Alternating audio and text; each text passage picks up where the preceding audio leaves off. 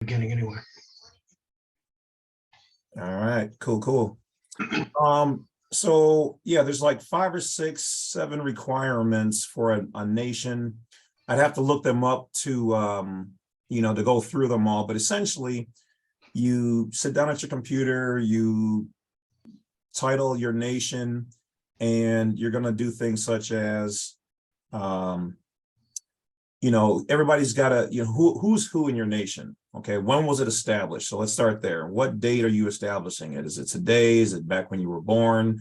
Whenever that is for you, are you going to go back in your family line and find the furthest ancestor you can possibly find?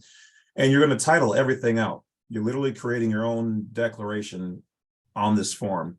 From there, you would have things such as, what kind of currency you have, where is it located? Do you have any holidays? Everything that you know and that you want to declare. It can be as small as 1 paragraph, or it could be 100 pages. But one of the key things that is in their recommendation to be recognized is that you find another nation to recognize you. Okay. So that was one of my first things after putting my declaration together, is then contacting like Ladonia and being a citizen of theirs. And right now I'm actually in the process of trying to get listed as an ambassador with them.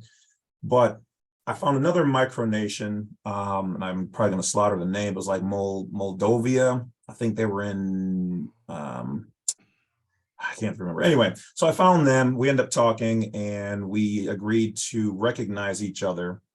And so that was kind of my beginning. So once I had that done, I then sent it off to my state and told them who I am, what I'm doing, got it notarized, all that good jazz. And then so on my site, for those people who don't have any idea of where to begin, I do offer, a peaceful treaty of recognition between us. And I'm not in control of someone else's nation. They're not in control of mine. We just agree to recognize each other. So in a situation, say, if we were to go to court and someone's having an issue not being recognized, we'd be able to say, hey, all these people over here in our nations recognize you and your nation. So, so to kind of get into a little bit more of what we were talking about. So when you start to understand that you're operating once again, in the private, and you're operating your nation, which is foreign then to every other, city, township, state, whatever else, eventually you're going to probably want to do some business. So in doing business, you're definitely going to want to get some form of EIN to recognize to more legitimize, if you will, especially if you're going to do in commerce and, things of that nature. So what was interesting is we noticed that if you go to the IRS website, that there is a complete list of the different types of entities that you can claim that your nation or whatever it is your undertaking is. So everything from just banking, commercial, blah, blah, blah, blah. So one of the things we noticed on there is that there is a municipality, governmental, and township, all these things that you can look at and apply for an EIN, depending on what you want to classify your nation as. So some people get a 98 number, some people get a domestic EIN. So it just depends on how you want to move. But if you are going to create your own nation and you're going to operate it, then getting some type of EIN to facilitate your commercial transactions would definitely be needed. Also, I think it's I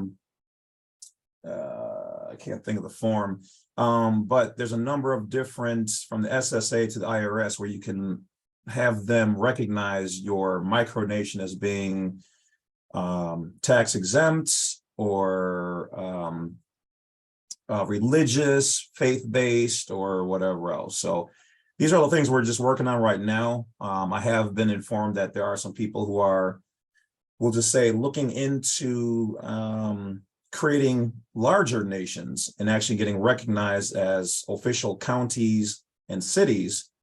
But as I learned more about that, because I think there's a minimum if you're going to create your own actual city that you need around 10,000 inhabitants or residents within your nation to be recognized. But I was a county, right? I believe it's county. I believe Yeah, county. you said city, so I know you misspoke. Okay, yeah. Still learning some of this. It's all relatively new. But yeah, I'd highly recommend anybody who's out there operating, if you truly want to be private, go private all the way.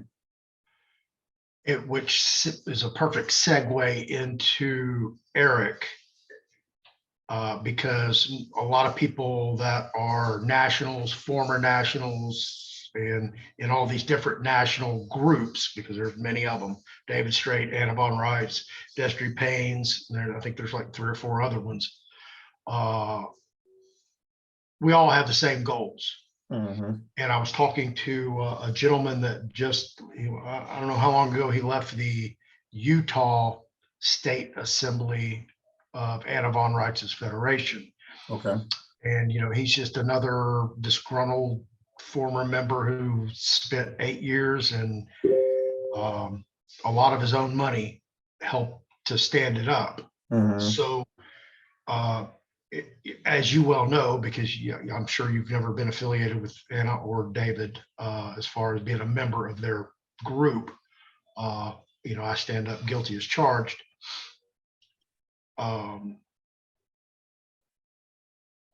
Putting this together so they can both commingle, because there's a lot of them that are going to see this and then are going to hear micronation. And you use the term national, create your own nation, national nation. It all goes together. And that's what I'm trying to do. And you and I haven't discussed this any further. I know you've spoken to Jesse in the back channels. I have everything pretty hammered out for next week. I do have a couple open spots if you want to just jump in, because I know you don't have anything static. You're pretty much dynamic. But if you see something that you like, next week live to 5 is from noon to 5 Central Time on YouTube on my channel, The Fearless Floyd Show. I'll have guests like James here, as well as other people, and Anita, the former court clerk. I sent a message today to my my medical marijuana provider, but who is also a best-selling author, medical doctor in the field of OBGYN. So I've asked her to come on and wearing those 2 hats. Okay, I want you as the OBGYN, so we can go through the whole baby birth, placenta, paperwork, what all that looks like. And then over here is a medical marijuana provider. Because that's another subject. So as you can see, we have all these topics just coming together and meshing, and hopefully I can create this hub that will begin next week that can bring all these different peoples and genre together. Who cares what color, race, creed, none of that fucking matters. We're all on one journey, and that's, to be a higher spiritual enlightened being. And I have to come back and redo this again, and get out of here and get many people up with us as we can. Yes. And have eyes to see, ears to hear, right? Yes, I love it. Yeah, just one at a time. And, we can't save everybody. We try to save as many people as we can. So, yeah, every day's a blessing.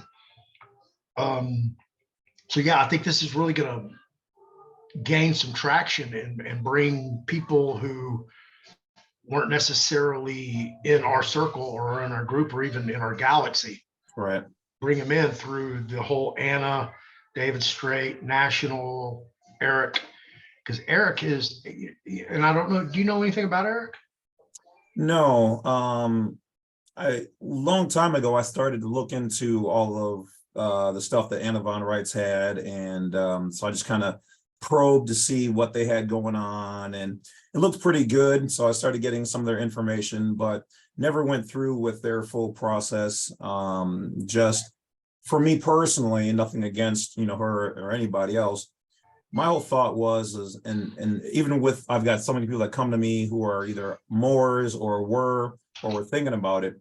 And my whole thing is, my understanding is like the founding fathers of our country really wanted us to be a nation of nations. Okay. And I don't think they meant just the actual states, but with us and our, if you will, last name, the surname really being our nation, our tribe, our clan. I should be able to do what I'm going to do as long as I'm not trying to hurt anybody. I'm not a belligerent, not a combatant, and be able to operate with you from my nation to your nation. My family is trading with your family, you know, and that's how we operate, not underneath one central somebody, you know, but we can self-govern and move forward. So for me, it was always like, well, I don't want to have to run to this person for, you know, their guidance, their leadership, because why would I leave one master and go to another master? Even if it's for me, under the guise of, oh, well, I'm just the one who's putting it all together, you know, but yet you're telling me do this, do that. I want to do my own self. I'm a grown man and I want to lead my own nation, you know, and so that's what I've been doing. But there are some people out there who they don't mind that, and they're not ready to do their own thing. Some may never want to do their own thing. And so there is a niche for people like that. That's just not how I'm cut. I can handle myself and very adept and astute in learning and maneuvering. So I'm capable of that, and that's what I do, and I will continue to do that. Great. Are you working on anything new aside from what we've already discussed? Yeah, I got a couple of things. I mean, I don't know if necessarily they're new, but stuff that I finally, because on my channel, I've been taking a break for like the last month, and next month. And go and tell everybody your channel, how to get in touch with you, because you're meeting new people. So tell everybody. Yeah, so on YouTube, it's just James C. Lovett, all one word, or youtube.com/ at the Badwolf. So what I got going on now is, let's see. So I sent off an application for the non-citizen U.S. national certificate to the Secretary of State, to the Department of State. So I've never seen anybody with one. They talk about it, you know, heard people mention it. Will I get it? Will I not? I don't know. But, you know, it's one of those things where it's always on the table. Let's do it. You know, let's see what they say. And, you know, if you're not going to give it to me, then why deny me?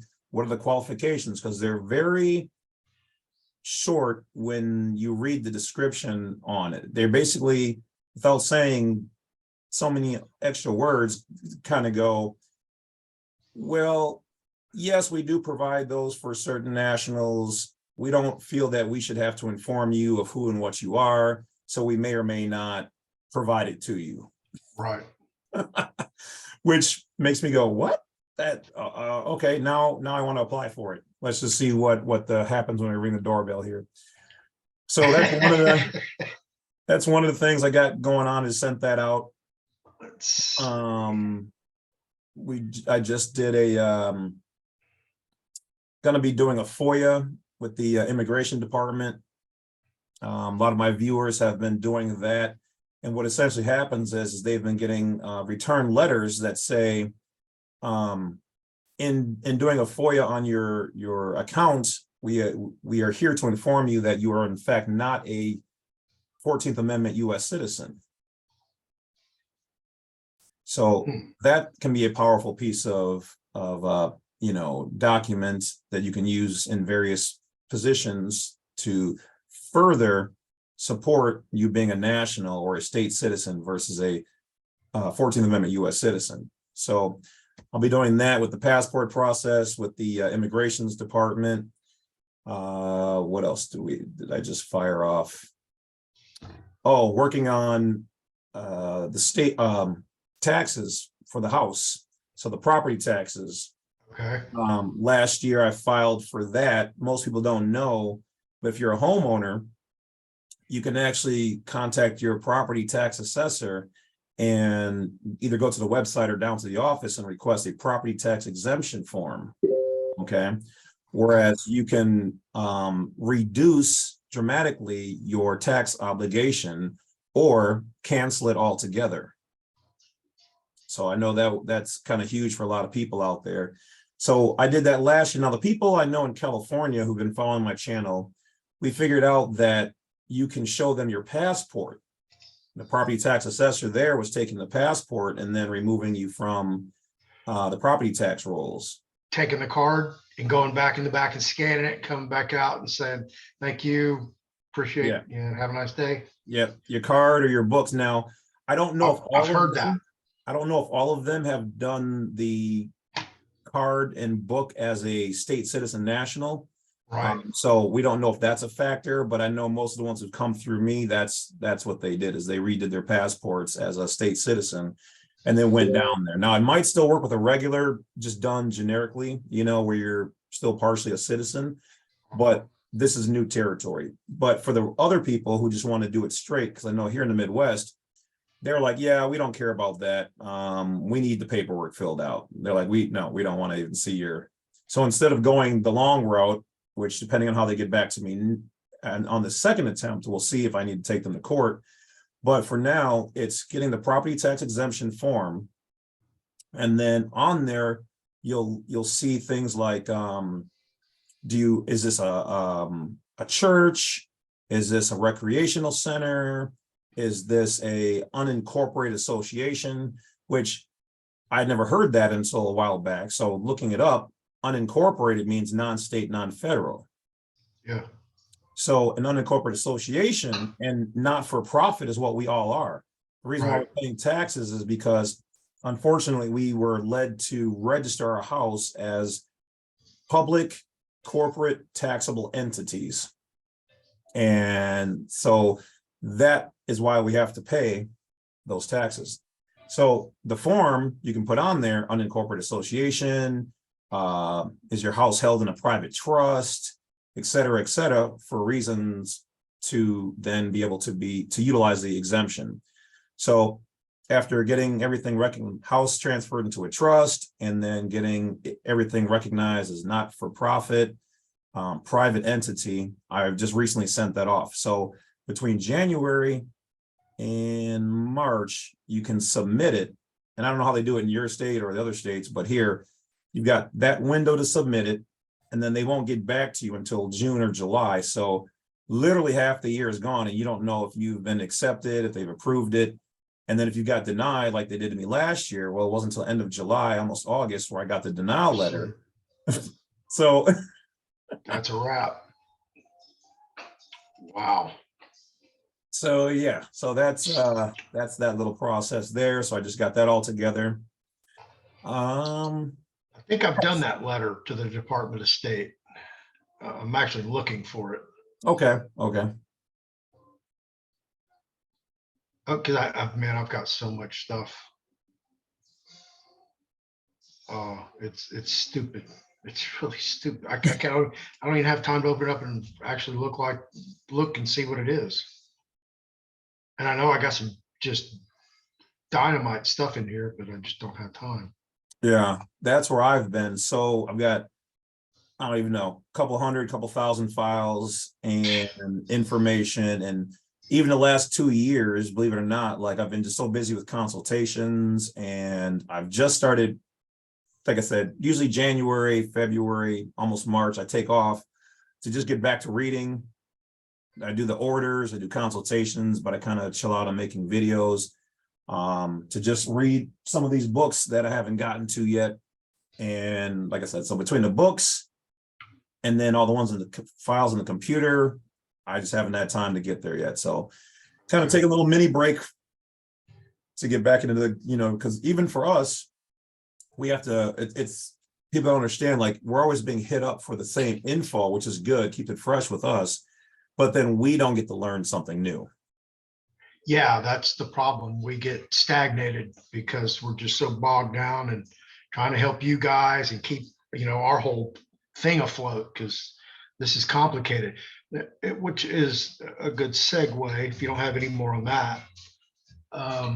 Are you familiar with third-party aggregators utilizing, basically they're a platform where similar to like YouTube or StreamYard or something like that, but you do your video, you can do scheduling, all that, but it uploads it to multiple fronts like YouTube, Facebook, iTunes, Apple, Google, Spotify, Pandora. I can just go on and on. Twitch. Yeah, no, I knew there was some platforms that do that. I'm usually going through either Zoom or StreamYard, and I know StreamYard, they've got like 2 or 3, but yeah, not anything full Monty, if you will. I think I just got on the Rumble, and they've got, I think there's a data limit, but it automatically uploads them once you link in, sign in into YouTube through Rumble, and then they upload Automatic. Yeah, you can do the automatically. same thing in Odyssey. It'll automatically load everything you have on YouTube straight to Odyssey. Okay. So get on there. I did that the other day, I think yesterday. I went and got on several platforms, but like I said, I want to expand, get this show out across many platforms as I can, reach many people as I can. Yeah, yeah. It's I've been trying to include, similar to you, additional topics that aren't just what my channel's known for, Right. which has been pretty powerful in bringing in new people who would normally never look for my channel or even begin to know to look for something like what we do. Exactly. So Yeah.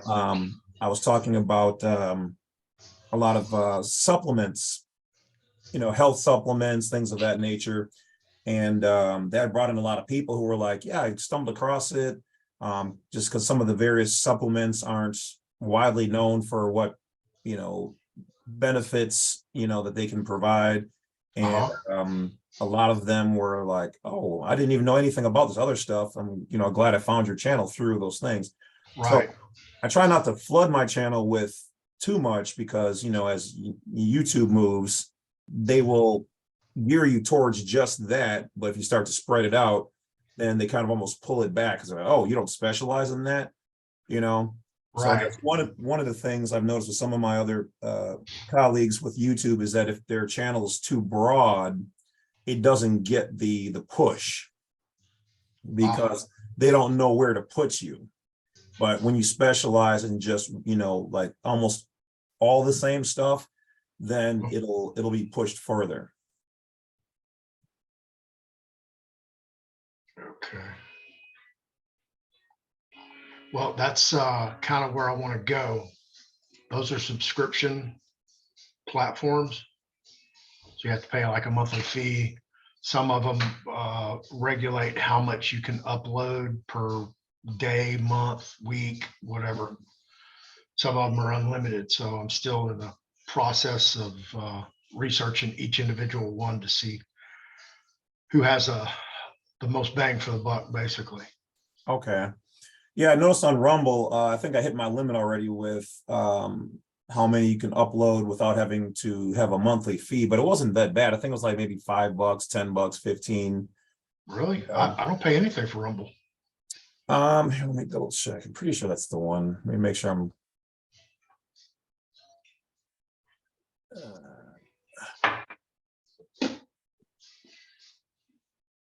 make sure here. Oh, I don't have it up anymore. Yeah, because it uploaded a ton and then it just kind of stopped. So I don't know if maybe they let's see here. When we did that video last time, I swear it took 6 hours to upload it to YouTube. 6 hours. And you're like, yours was already up and had like 2,000 views. And I'm like, I'm still looking at it upload. I'm like, you gotta be kidding me.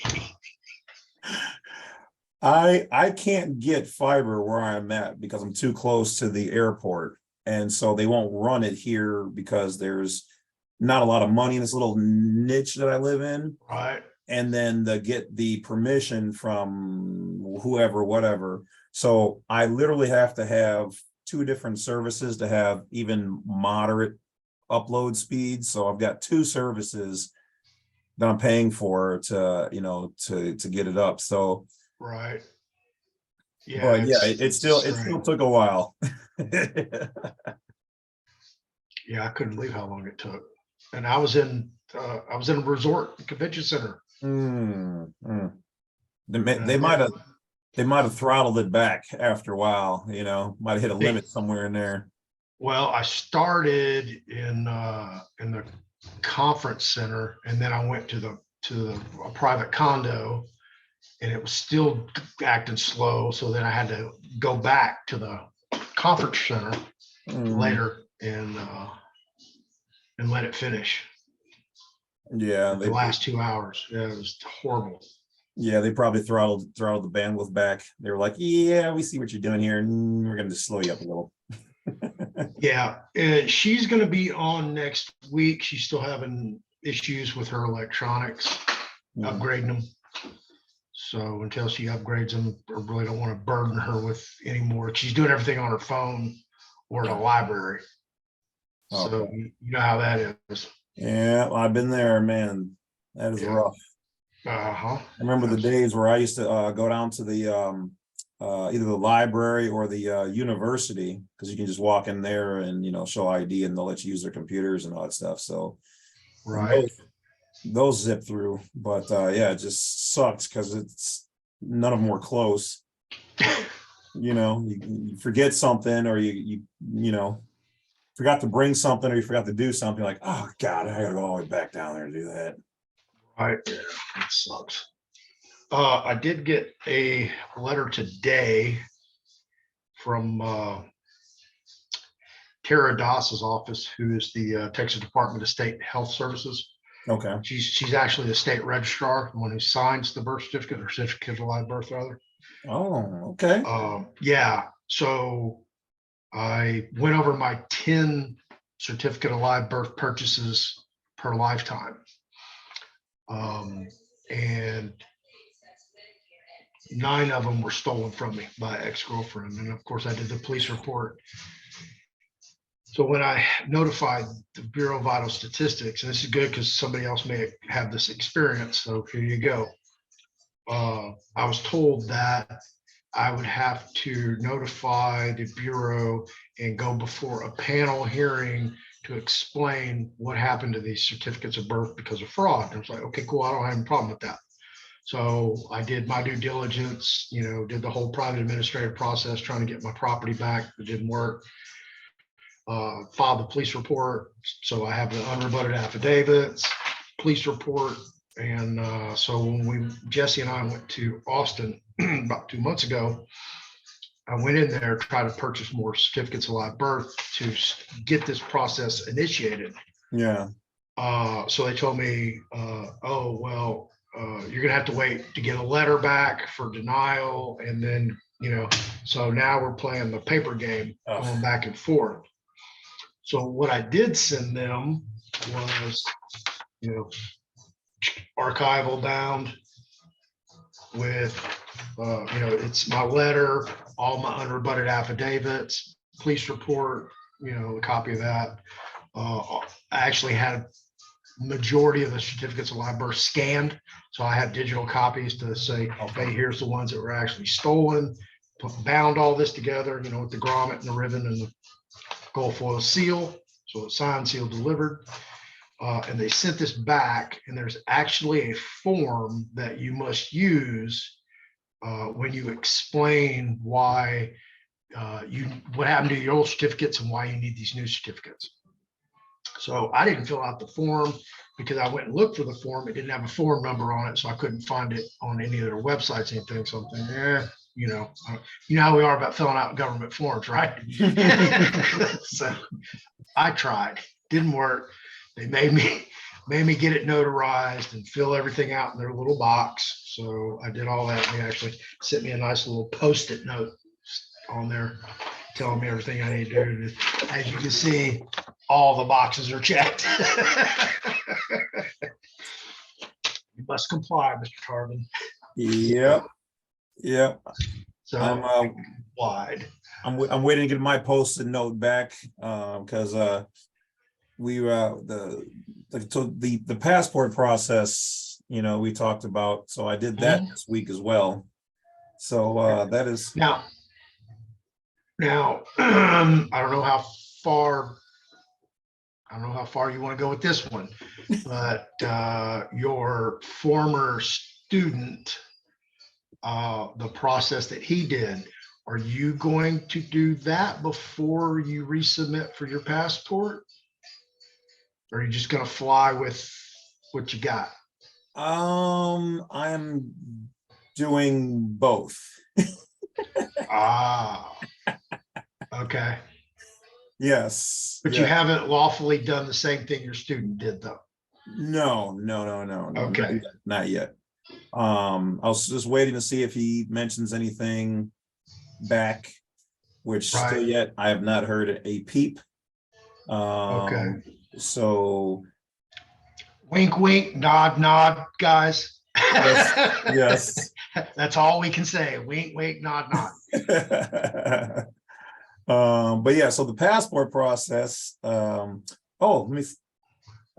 do think I've got a couple of things I can share that are new. Because that was really the only drawback I had resubmitting mine. Remember, we said we were going to go ahead and do it together. Yeah. If we do that, I need to get me purchase a full headdress so I can go get new pictures taken. So I was informed about the DS60. I've heard of that before. So the DS60 is a name change form. Okay. So here, I'm pulling it up. Affidavit regarding a change of name. So for those people who are wanting to get away from their legal name, because as we all know, there's a difference between the legal name and the given name. Right. And the legal name is on the passport and on everything else, and that's what they run their databases for. Now, so for somebody like me, this is interesting because I don't operate in the private under James C. Lovett. Okay, that's the legal name, that's the legal entity, it's a fictitious entity. So I've always hated my passport having James C. Lovett on there. Now, I know I could go down to the court house and do a name change, or you can do a common law one, which is what I've already started, which is where you change over things on your own. So that ties into this DS60 because the DS60 allows you to change your name with that particular form on your passport. So using, let's say, if I were to go by James Charles of the Lovett family, that's what I would want to have on my passport versus just the James C. Lovett. Because then if they look at my passport, this is what happened to me about a year ago when I got pulled over, is they did their best to look for James C. Lovett in the system and were able to tie that. And of course, since then I've taken care of the tickets and whatever else, but that wouldn't have happened if I would have had a given name on my passport versus the legal name. So we know that through the Foreign Affairs Manual, FAM section 505.2, that the code 08 on when used with the passport application means that you are using an assumed name. It means there's a difference between the name that's on the passport and the name that you operate by. So for those people who want to change their name, if you haven't done it through marriage and have a letter from the courts, this is your alternative option.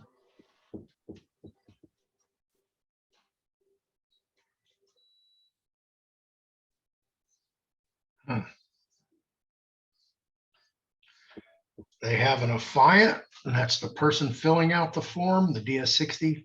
Mm-hmm. And then the passport applicant's the person applying for the passport. So clearly it can be two separate people. Mm-hmm. Mm-hmm. Yeah, just an interesting little tidbit to go with the other goodies. Huh. Yeah. And you must submit a DS-11 with it as well. Original certified copies of 3 or more public documents showing that you have used or your acquired name publicly and exclusively for 5 years or longer. Now remember, it's all in the wordplay. So if you go back, it'll say, what did it first say? Original, or, so because that or is there, it says one or the other. So either you need your original, something original. Now that could be, there's, let's just say there's a lot of gray area on the word original, because if I create something today, does that not become original? So Right, yeah. But then it has or, so then it says if you don't have that original document whenever it was originally created, then you need these things that have been around for at least 5 years. So there's a little wordplay there with the word original. They've done that with the passport too now, the application. It'll say we need your original documents, or, so there's a lot of leeway in the word original, because something original can be made right now.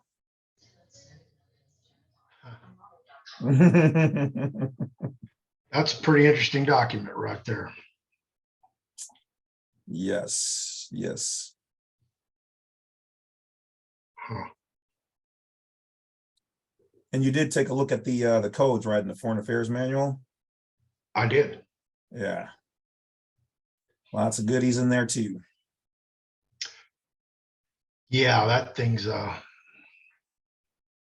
And what's interesting is if you go to the manual and you look up some of the other sections, there's a whole lot of good reading in that Foreign Affairs Manual. There's a lot of things in there. Whole chapters missing, some that aren't labeled that have interesting reads in there. Are you reading the chats? No. Okay. I am now. I'm here.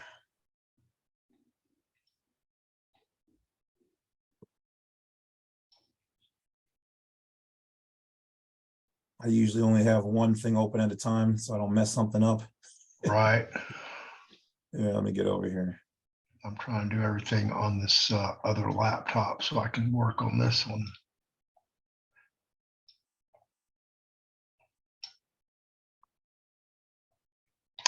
I don't know if I asked you this time, are you familiar with Dr. Ed Group? No. He has a company here in town called Global Healing. He's also on Telegram. Okay. He used to do Alex Jones's show, InfoWars. Before Alex started getting a little off kilter. Yeah, I kind of popped in and out and kind of seen a little bit of that. Yeah. All right. All that is doing is create another bond. Okay, so they're taking down block massive sections of the FAM. Are you noticing if they're taking down any sections or blocked any sections of Foreign Affairs Manual? They have updated it. They have updated, coincidentally, the sections that we've been talking about. Some of them have been updated with words. With words. Yes. Some of the words have changed. Some of the. Yeah, they love doing that, especially in Black's Law. Oh God, yes. Notorious. Yeah. Yep. They like to stay, in the.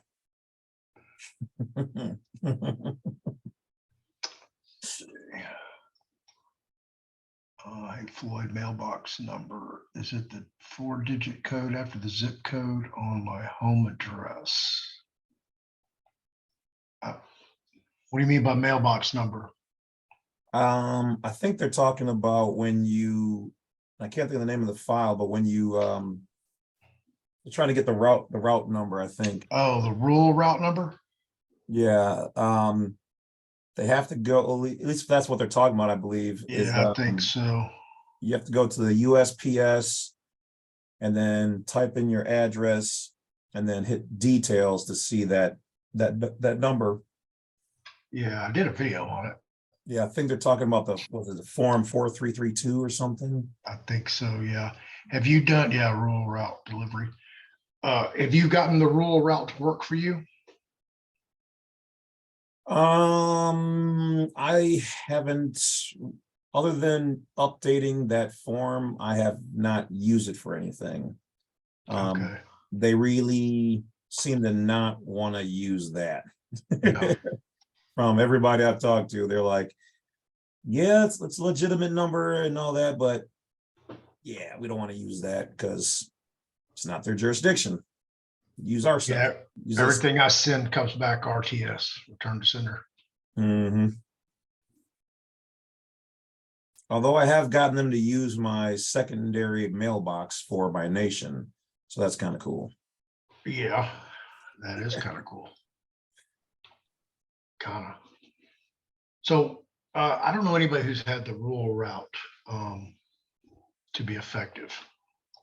Probably not going to get, if you're in a city, I highly doubt that they're going to want to use it. Out in the sticks where they don't really have much choice, you know, they'll deal with it because they have no choice. But in the city, they are really anti using that. Yeah. Yeah, absolutely.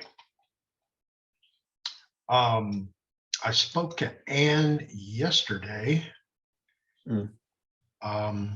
She seems to believe that they shut down another court here in Texas. There's some moving and a shaking going on behind the scenes. I don't. I've been, from my various contacts, I've been hearing that they're starting, I don't want to say running scared, but they're SHFT? Oh, right. There's, I mean, even what was the deck? Well, I was just reading something too where they were like, they were talking about trying to disband the IRS. Yeah, absolutely. Yeah, so there's some shaking up going on in the background. What are they, the people behind certain things, we'll just say, who are the orchestrators, they are, the Great Awakening is what they call this. And I've been hearing from behind the veil that yeah, it's happening a little faster than they expected, and things are going to be changing. I was expecting more out of the Supreme Court with the Brunson case. You know, they are kind of asleep at the wheel. You think they're asleep at the wheel, or they have a sword above their head? I think it's they're a little sleepy, and there's one of these, Floyd, one of these, you know, somebody's, there's always a Tyler at the front gate. Right. Well, they filed a motion for rehearing, which I have found to be fruitless. So, you know, I'm thinking back of all the rehearings that I know of that I filed, other people have filed. And that's actually some like real death penalty cases. You know, some real deal cases. And yeah, I can't think of them rehearing anything. People don't realize how crippled and bottlenecked the justice system is in America. Mhm. How many cases get submitted to the United States Supreme Court in their term from October till end of May? And how many they take and how many, because with the Brunson case, they did, and I've been party to many of them, blanket denials. Mm. And that's when they'll deny, 120 writ of certiorars all in one swoop. And what's unique is that you probably have no idea who I'm talking about. It's a 30-year-old death penalty case here in town where a former Missouri City police officer hired two kids to kill his, allegedly hired two kids to kill his wife. And his last ditch writ of certiorari before the United States Supreme Court was also denied in that blanket denial with the Brunson case. Mm. And that was the Frauda case. And it's a huge case here in Houston. And they just executed him. I think yesterday, finally. So a little notoriety there, connection with that case. So I just don't see that case getting any traction. In my own personal experience, in my legal background, I think one of the justices, more likely than not, I would say Justice Thomas, got wind of the Brunson case and what was going on with the Utah Circuit, sitting on the case. I was in the 8th Circuit, I believe it is, sitting on it. So he reached out and had the clerk's office fast track it. And I think he just, they don't. Apparently, the Supreme Court doesn't want to get involved in any of the election shit. Well, they are very much aware of certain ongoings and jurisdictional tentacles, and just going to sit back and watch. Let the upstairs neighbors do what they do. Where's your popcorn? You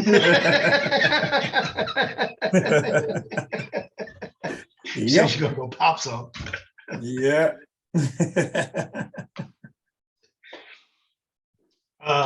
Let's see what else is going on.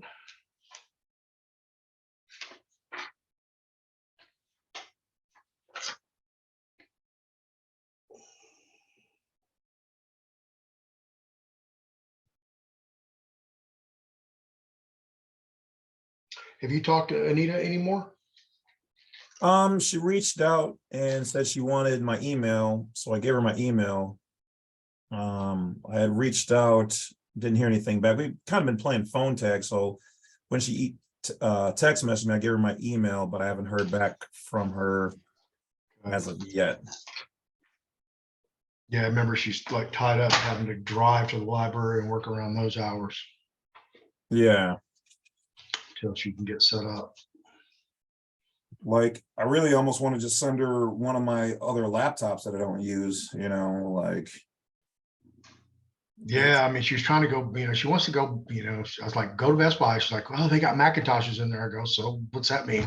She goes, I want a Macintosh, like, just look, I went after I got out of prison, I didn't have anything.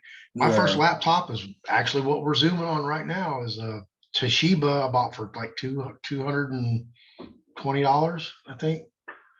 And, I didn't realize it at the time because I wasn't that technological savvy at the time. But it's actually a very good laptop. Yeah, just get something, like, exactly. I don't even know how anybody can function without a laptop, something at home. I mean, I love my phone. I'm on it all day doing 99% of everything, but files and, stable video and whatever else, like, you gotta have a computer. Yeah, absolutely. Or a tablet at least. At least a tablet. Yeah. David Nino Rodriguez wrote an entire book on his iPhone. Well, especially if you have like, a stylus, like it's not bad. It's not, I guess. comfortable for me. You know what I mean? I don't know. Maybe he did talk to speech or speech to Oh yeah, that text or could be something. Yeah. I don't know, but I thought that was pretty unique. He wrote it on his phone. Hmm. That's somebody else I want to have on the show as well. Because he actually interviewed, and this is, man, I have such a crazy life. I actually got to meet and party with Tommy Morrison, the late Tommy Morrison. He had just won the heavyweight championship, and Rocky V had been out for like 2-3 months. Okay. Spring break, South Padre.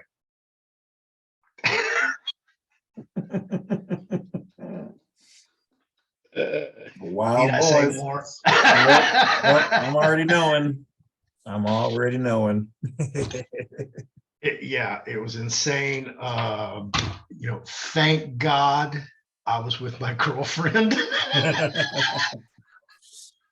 Yes. Yeah, if I wasn't, oh my God, that would have been a whole big old wreck. Yeah. There's one of Tommy's buddies from Jersey. I'll wave out there. You probably don't remember me, but yeah, I had to beat him up at Tommy's condo. That's a story in and of itself. But yeah, that was really great meeting Tommy. But yeah, I want to have David on here. He just had Tommy's widow on his show, talking about Tommy's life and the real story behind the what they're now claiming is HIV fraud. I was buddies with one of Tommy's best friends. Tommy and him owned a tanning salon here in Houston. Oh, okay. That's the connection with Houston. And how I got to meet Tommy is through this our mutual friend. Yeah, it was pretty neat. Tommy's a good guy. Really good guy. Pretty much like you see him in Rocky. Yeah. That's down cool dude. Yeah, he wasn't stretching it. I don't think he's acting right now. Yeah, he was staying within his parameters. Really cool guy.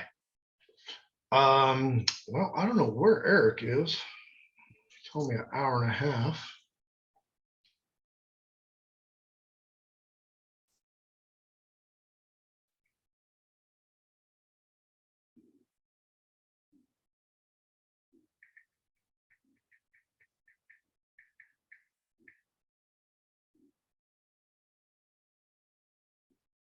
So do you have any questions? Do you want to ask Eric?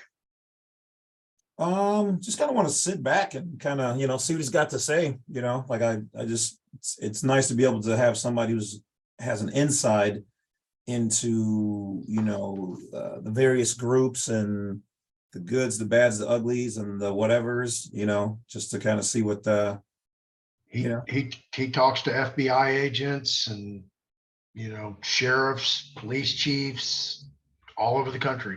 He's got some, as far as law enforcement, he's got some excellent contacts. I mean, he was actually, when him and I kind of at the same time figured out, Anna's not what Anna portrays to be.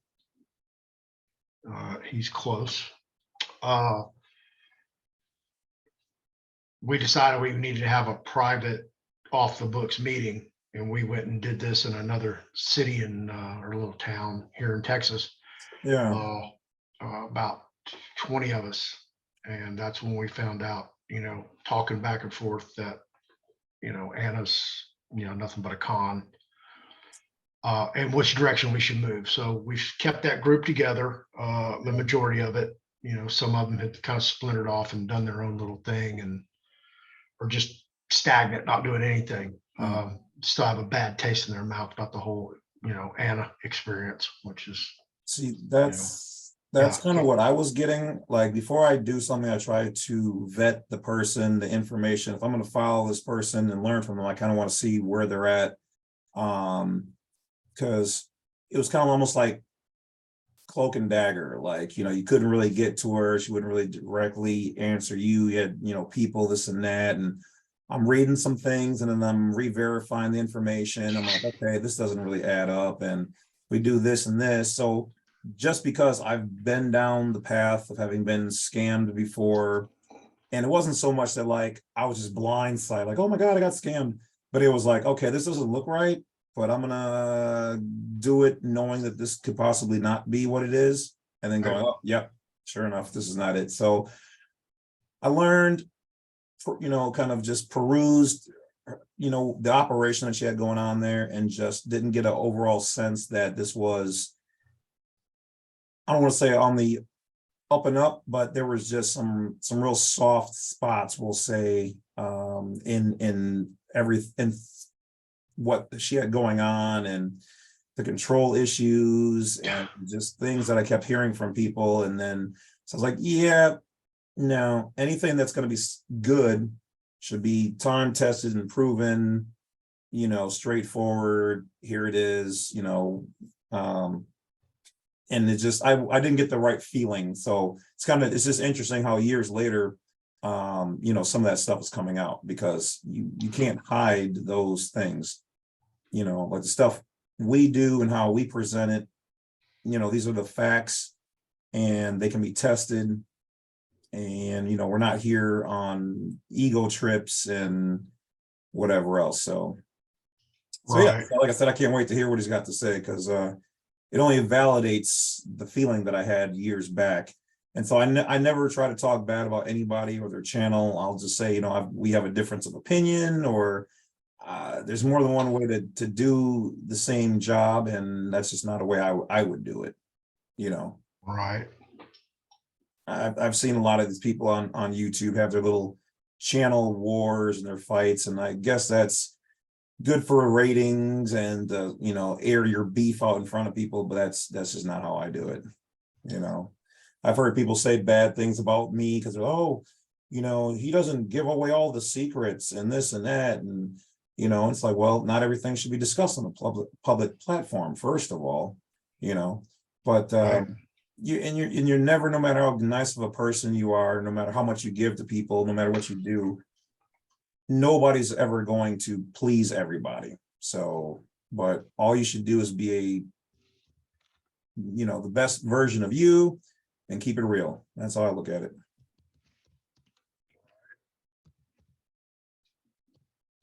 Eric's just pulling up to the house, so he should be on any minute. Cool.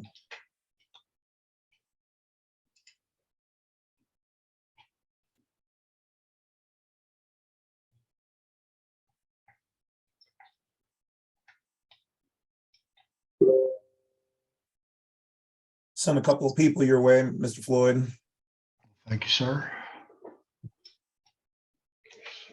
Yeah, a lot of people were watching the show when I uploaded the other video, and you're like, how do I get a hold of Floyd? How do I get a hold of some of those other people? Right. So send them over your way.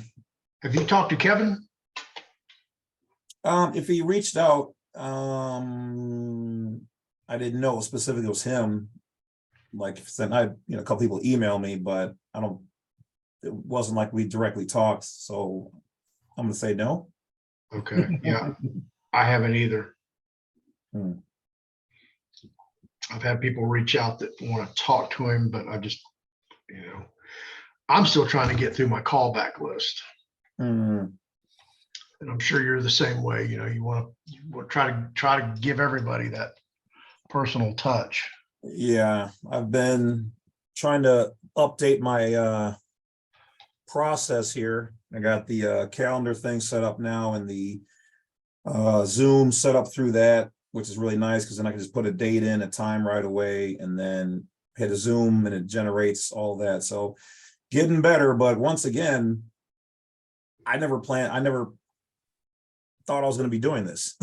Right. I know it turns into a full-time freaking job.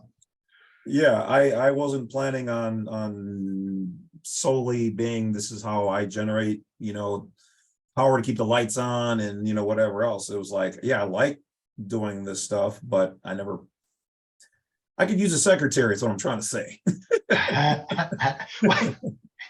God bless him. Eric's got an assistant. Eric's got people. He's got people. I want people. That's exactly what I texted him back. I want people too. And you know what? I've had so many viewers reach out and they're like, hey, you know, if you need help with your website or this or that, and it's awesome. But the problem is like, you know, most of it's like stuff I have to do. Yeah. You know what I mean? It's like, I would love to be able to say, oh yeah, just take care of everything. Let me know when I got, you know, a consultation and this and that. But for me, it's like, yeah, some days I don't want certain things planned just because, you know, I'm like, I don't want to do anything today, or, you know, work around the schedule or last minute things. So it's just easier right now, but there we go. Showtime. All right, kids. Hope you got that popcorn buttered. It's showtime. And let's welcome Eric Dingis.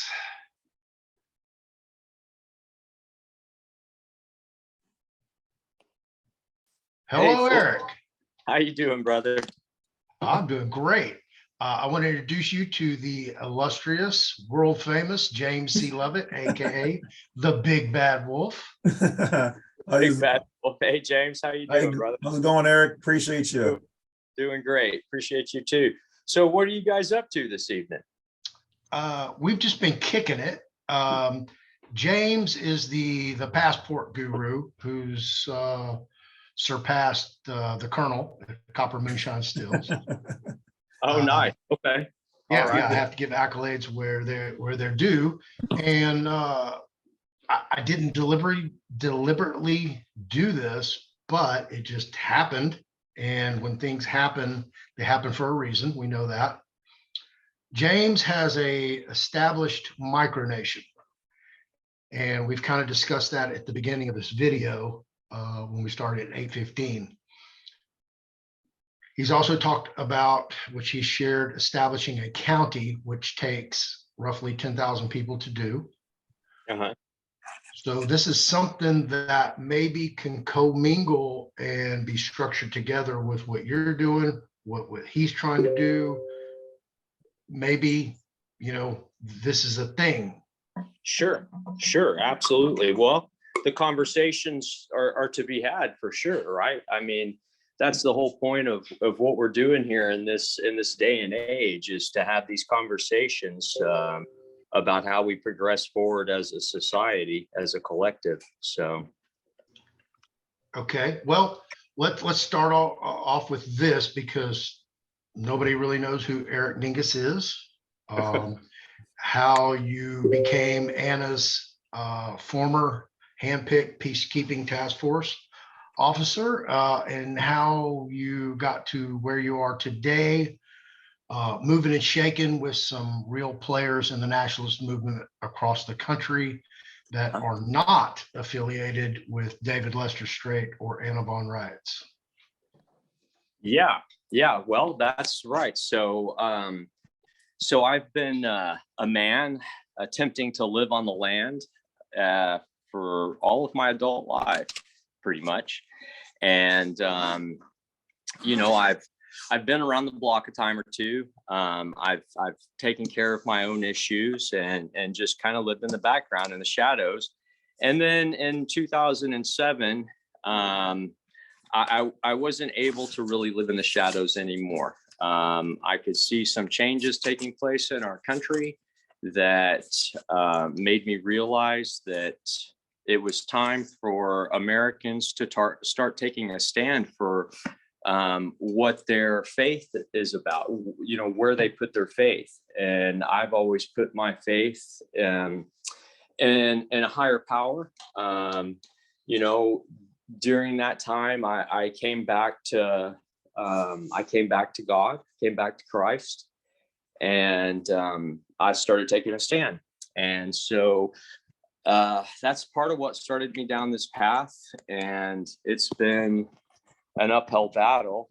I started to look into the patriot movements, and then Anna von Reitz approached me about being a coordinator for the Peacekeeping Task Force, and that was the first time I was ever introduced to all of this paperwork that everybody likes to do. And so that was a foreign concept to me completely. And I still don't necessarily understand it all. I'm starting to get my head around the whole paperwork thing. To me, it's more about being able to articulate your position and understand that your rights are guaranteed not by paper. Your rights are guaranteed by your covenant with the Creator.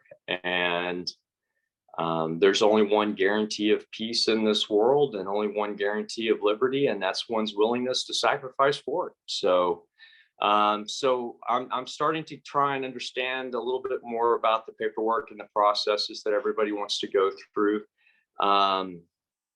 As a result of being part of Anna von Reitz's assembly, that was a hopeful time for me, in more ways than one. That was an interesting experience, to say the least. And because of my desire to want to continue to serve the American people, to honor my oath, I've stayed on this path, and I've gained a lot of ground, gained a lot of traction. I've started a grassroots movement that I have a website. We call it Freedom from Slavery. And what we're doing is we're trying to teach people how to leave the de facto corporate system using tools that have been proven by our forefathers. Our forefathers have a model for governance, for self-governance, that has been around since the Hebrew times, since the Israelites. It's known as the Exodus 18 model by some. But we're trying to reestablish that, which is what our de jure republic form of government actually is. It's the common law. So county by county, people are starting to get the information and starting to take action of their own. And as a result of my my movements and the patriot movements, if you will. I don't even like to call them patriot movements, because that's really not what it is necessarily anymore. It's not about patriotism, it's about survivability. I've gotten involved in some of the new healthcare initiatives that are taking place, the integrated medicine, some of our new sustainable farming technologies that are coming out.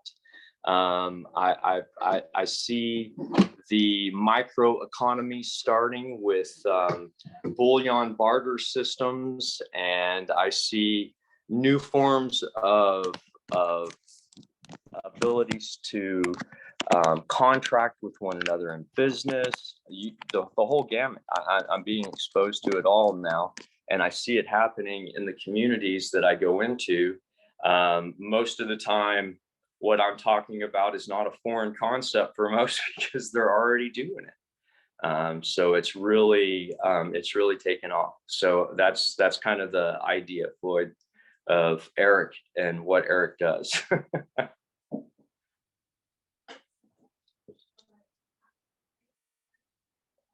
Can't hear you, Floyd. Still muted. All right, sorry about that. I have two identical mice, so I'll grab the wrong one and I'll be scrolling. Anyway, so let's backtrack a little bit and Sure. kind of explain to everyone, because I went through this with you in real time. Right. When you were Anna's peacekeeping task force officer. Kind of explain what that looked like, so everybody kind of can wrap their head around what that position looked like and what you were actually doing, going from state to state, jurisdiction to jurisdiction, talking to police chiefs, sheriffs, FBI agents, so on and so forth. So people understand the temerity of the position that you were in, putting your neck out on the line for not even the people that you were representing at the time, but Anna von Reitz as a whole, a movement of everybody who considered themselves as American state national at the time. You know, and I'm watching Eric do this kind of in real time, but getting it through back channels, because I'm not on a, you know, first term, you know, basis with Eric where I can just pick up phone, call him. At the time I wasn't. So I'm watching him do this going, wow, man, that guy's got some freaking balls doing what he's doing. For one. And so I've got to give you that. And while it's still on my mind, I talked to Eloy Meekum from Utah. Deloy, yeah. God bless Deloy. What a great guy. He gives you all the accolades. So I wanted to share that with you live on the air. I told him that I do that today. And I have people like him reaching out to me in the back channels. So kind of explain to everybody what that looks like. So, you know, and even go into the detail of all these different places you were traveling all across the country on Eric's dime. Well, yeah, Eric's dime, right? Well, that's how it was. Yeah, for the longest time, it's been Eric's dime. Not so much anymore. People are stepping up to the plate now and donating to the cause, which contributes a lot. It helps immensely. And so, yeah, what did that look like? Wow, it looked like a movie, really. No. So I used to joke when I was young, I used to always joke and say, God made me and forgot to put fear in me. But I realized that wasn't necessarily the truth, because I do have a healthy fear of the Lord. And because I have a healthy fear of the Lord and I'm a humble servant to Christ,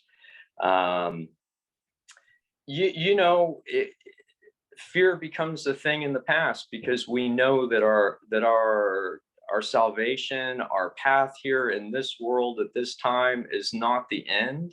And we've been given an opportunity to leave a mark for our posterity. And for us not to do that,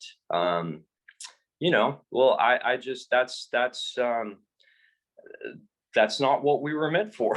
It's a disservice on our ancestors, for one. Yeah.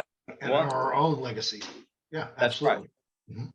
That's right. Yeah, we honor those of the past and those that come after us. So yeah, it was exciting. I traveled the United States. This was actually during COVID, which made it even more interesting, because I will not wear a mask. I will not bow to another man. I won't kneel to another man.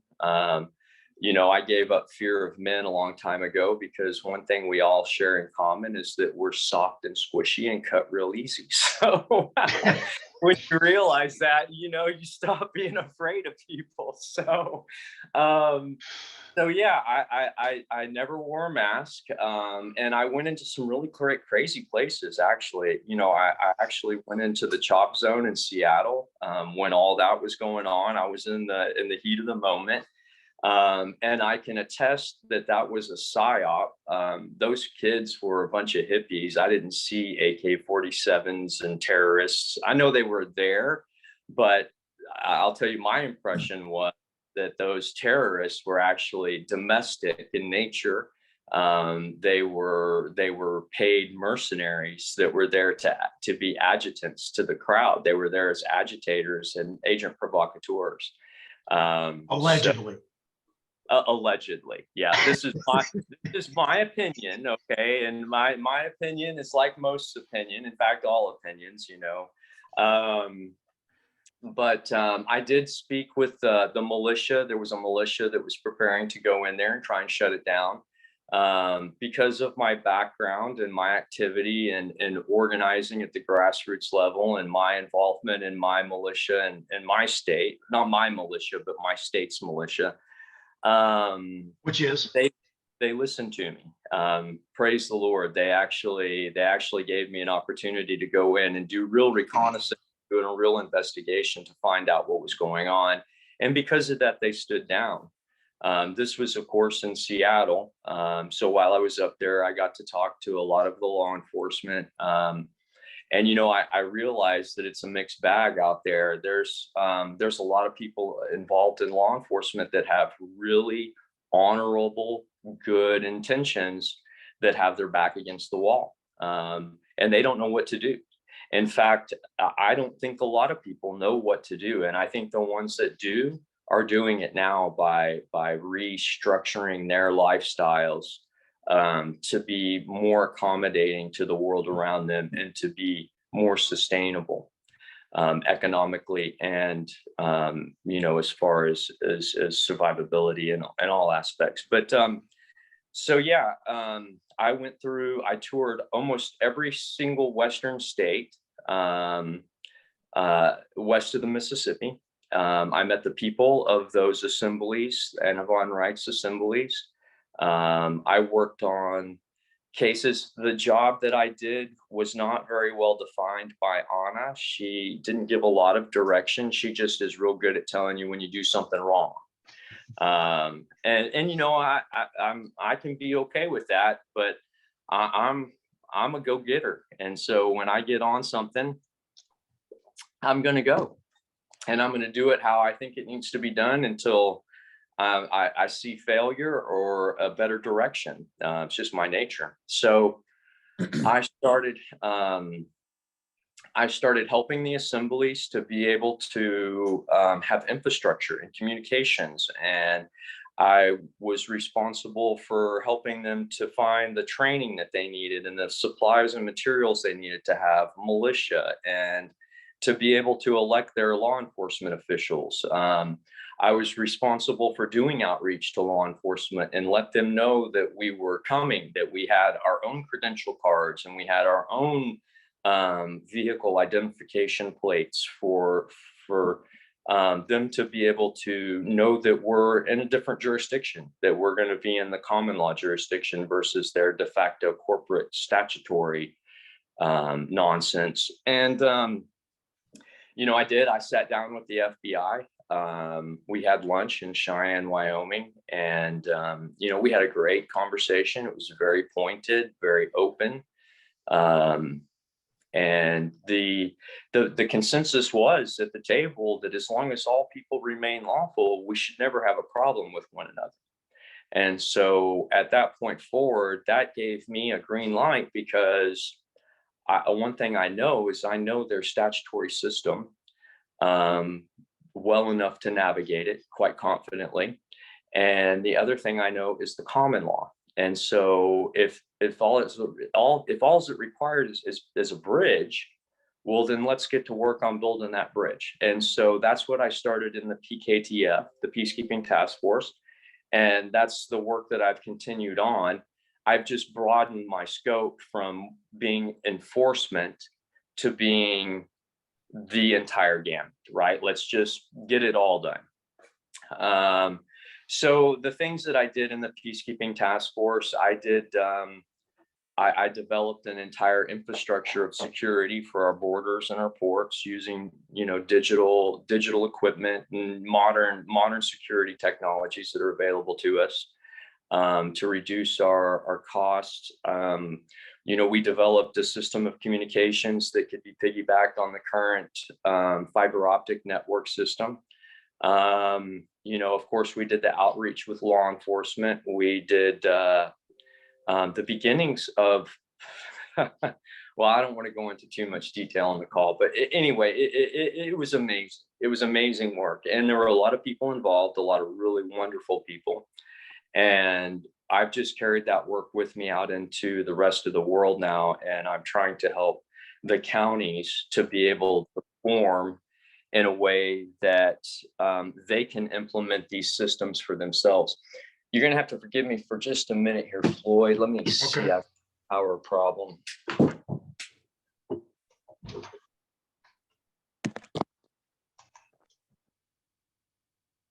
There we go. I think I've got us. All right. Yeah, we're charging now. So yeah, that was the Peacekeeping Task Force, essentially, the nuts and bolts of it.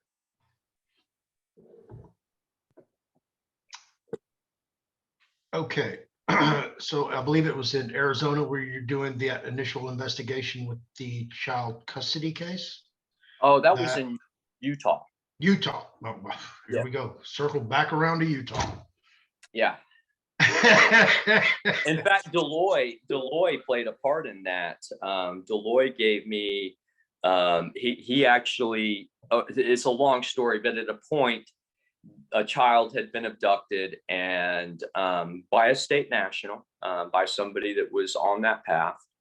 And Deloy ran into him at an event right after the child was allegedly abducted. And so, yeah, that was an intense moment, because the Colorado 9 issues, the fact that the U.S. Marshals were involved, there was an entire city police force potentially that was being named as adversarial in this. The courts were being named as being adversarial. But at the end of the day, after giving a proper investigation, it was clear to see that the mother actually was questionable in her abilities to be a competent parent. The system was actually working the right way in that particular moment in time, which is not always the case. And it does require due diligence on the part of the people to ensure that our public servants are doing their job properly. And that's where you were beginning to get the observable pushback from Anna, correct? Yeah.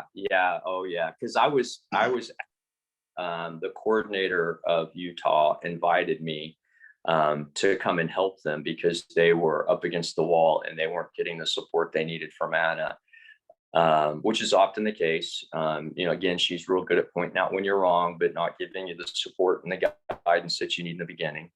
And so I went out to Utah by her invitation, by the coordinator's invitation, and I did an investigation. I made some advisements to them that were just, I can't tell people what to do. I can just give them my opinion of the situation and advise them what I think is the best course of action, and then they're on their own. But that turned into a whole bunch of nonsense. The woman caused a lot of issues, a lot of pushback. She was not happy with my assessment of the situation and what I felt would be a good course moving forward.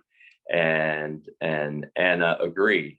They thought it would be wiser to push back and to go against the system. And eventually the child was abducted and later recovered in Oregon, near Bend, Oregon, I believe, by FBI and federal marshals. So yeah, quite the fiasco. This case wouldn't have been involving a American State National member named Rebecca, would it? Well, I'm not gonna discuss names, but it was an American State National, yes. Okay, because Rebecca, she'll be on my show Monday at 1 p.m. Central Time regarding her child custody issue. And I can't make this up. It happened in Utah and the child is in Oregon. Okay, well, the child is not in Oregon still. The child has now been returned to Utah and is with the father in the father's custody. Okay. Oh, wow. Yeah. That's crazy. In fact, I'm pretty sure that this woman is still incarcerated in a federal penitentiary. I didn't follow up on the case because what I learned from my investigation, I was able to determine that Johnny Law, the de facto system, they were in the right this time. Right.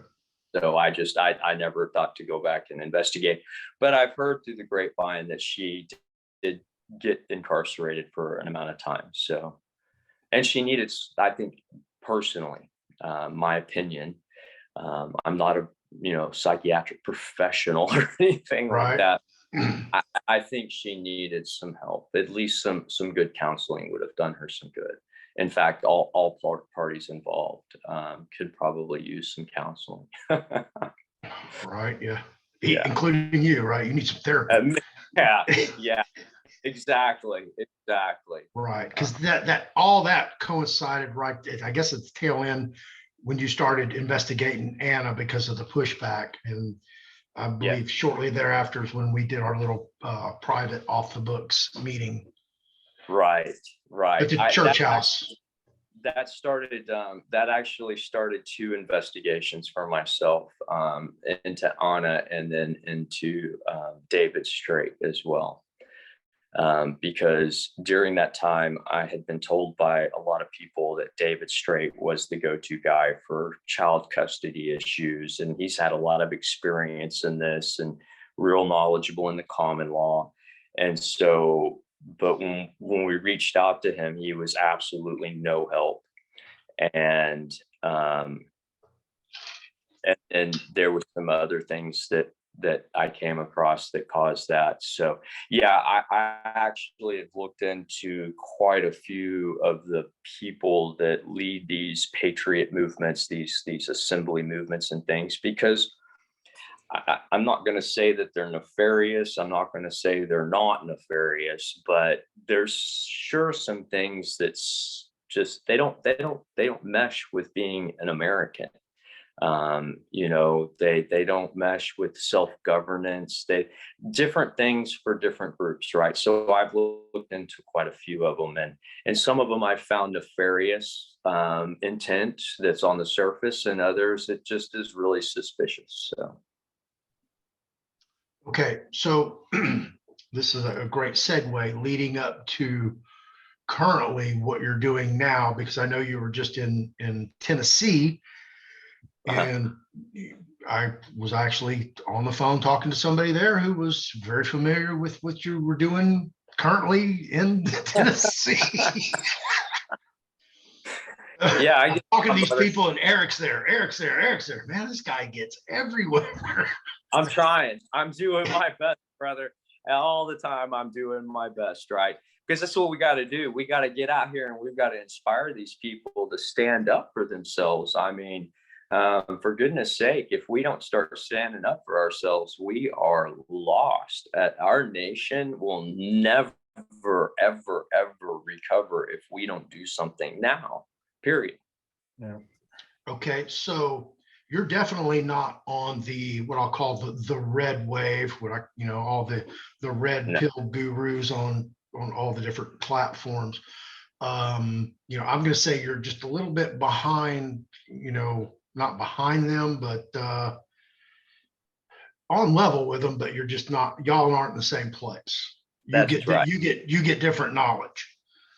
Well, different knowledge and it appeals to a broader base as well. Right. Well, you're not selling anything, and you're not trying to become the social media influencer platform guy. So my question to you, and I keep getting this from people, and I know it's off topic from where we're going, but you did a perfect segue into that by stating that people have to stand on their own.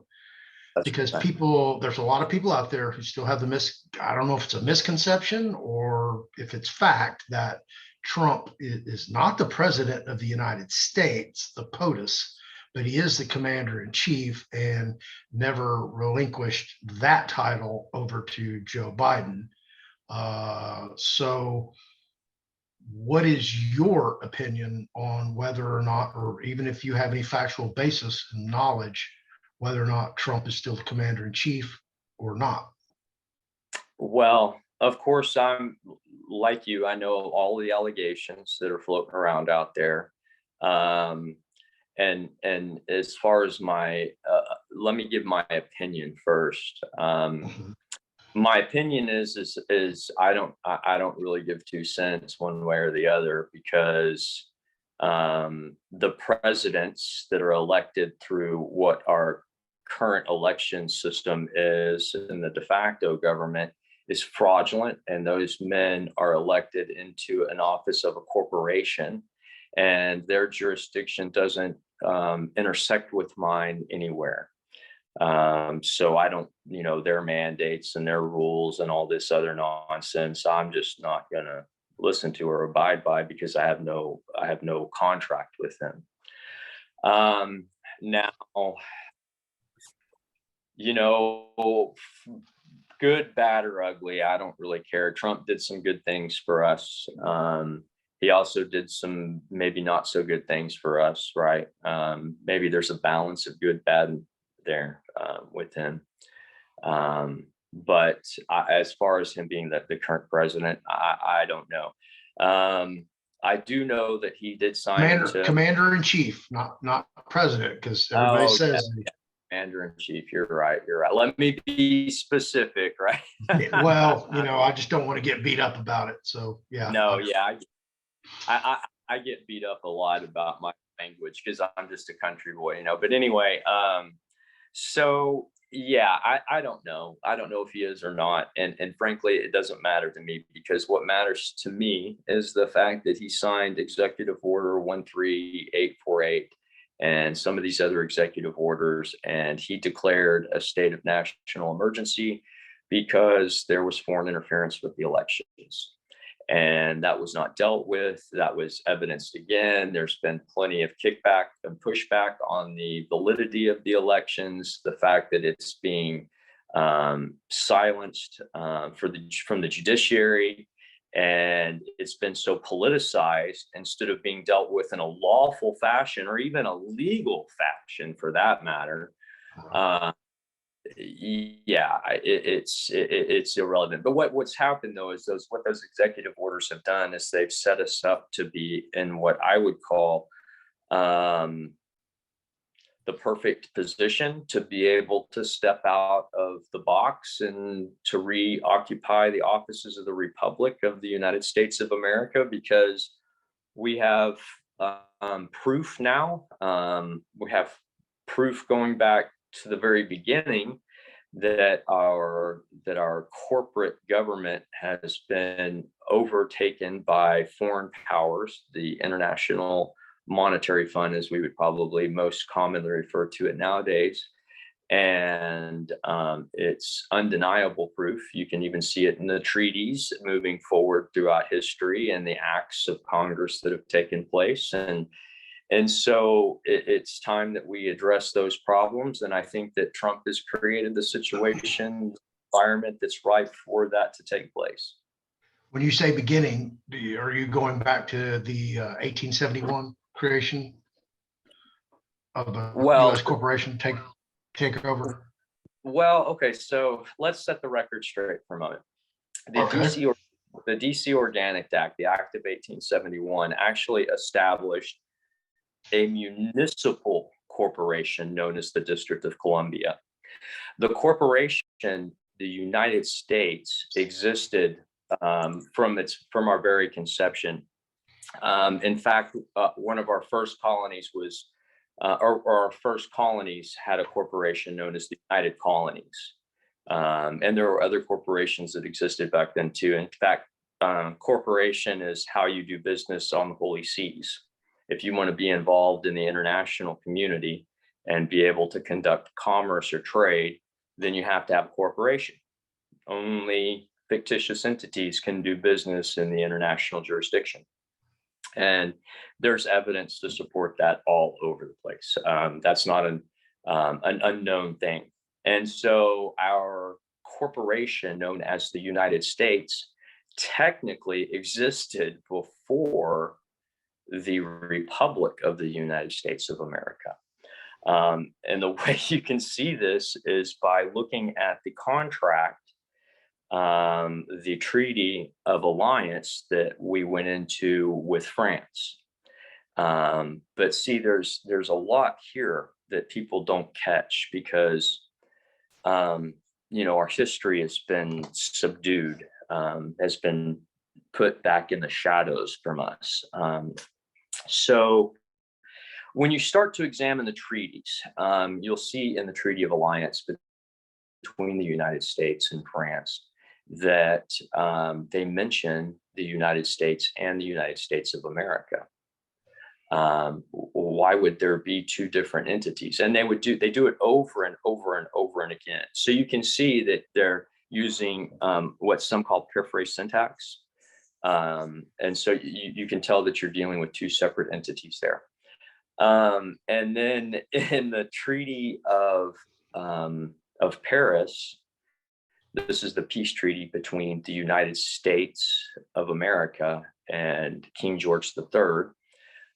It says in the first paragraph that King George III is the King of Britain and the King of France and the chief treasurer, I believe, and or head chief elector and treasurer for the Holy Roman Empire. And of course, I'm quoting out of memory, so you have to forgive me. But essentially, that's the point that it's making, is that he is all of these people. So who did we borrow money from when we created an alliance with France? Who were we creating an alliance with? King George III. He was the King of France. The monarchy that was put in place there was there as a figurehead monarchy. It was not a legitimate monarch. Most of Europe had been overcome by the Holy Roman Empire, including England, and King George himself was not actually a true sovereign bloodline for the nation of Britain. So anyway, I digress a little bit. Back to the point.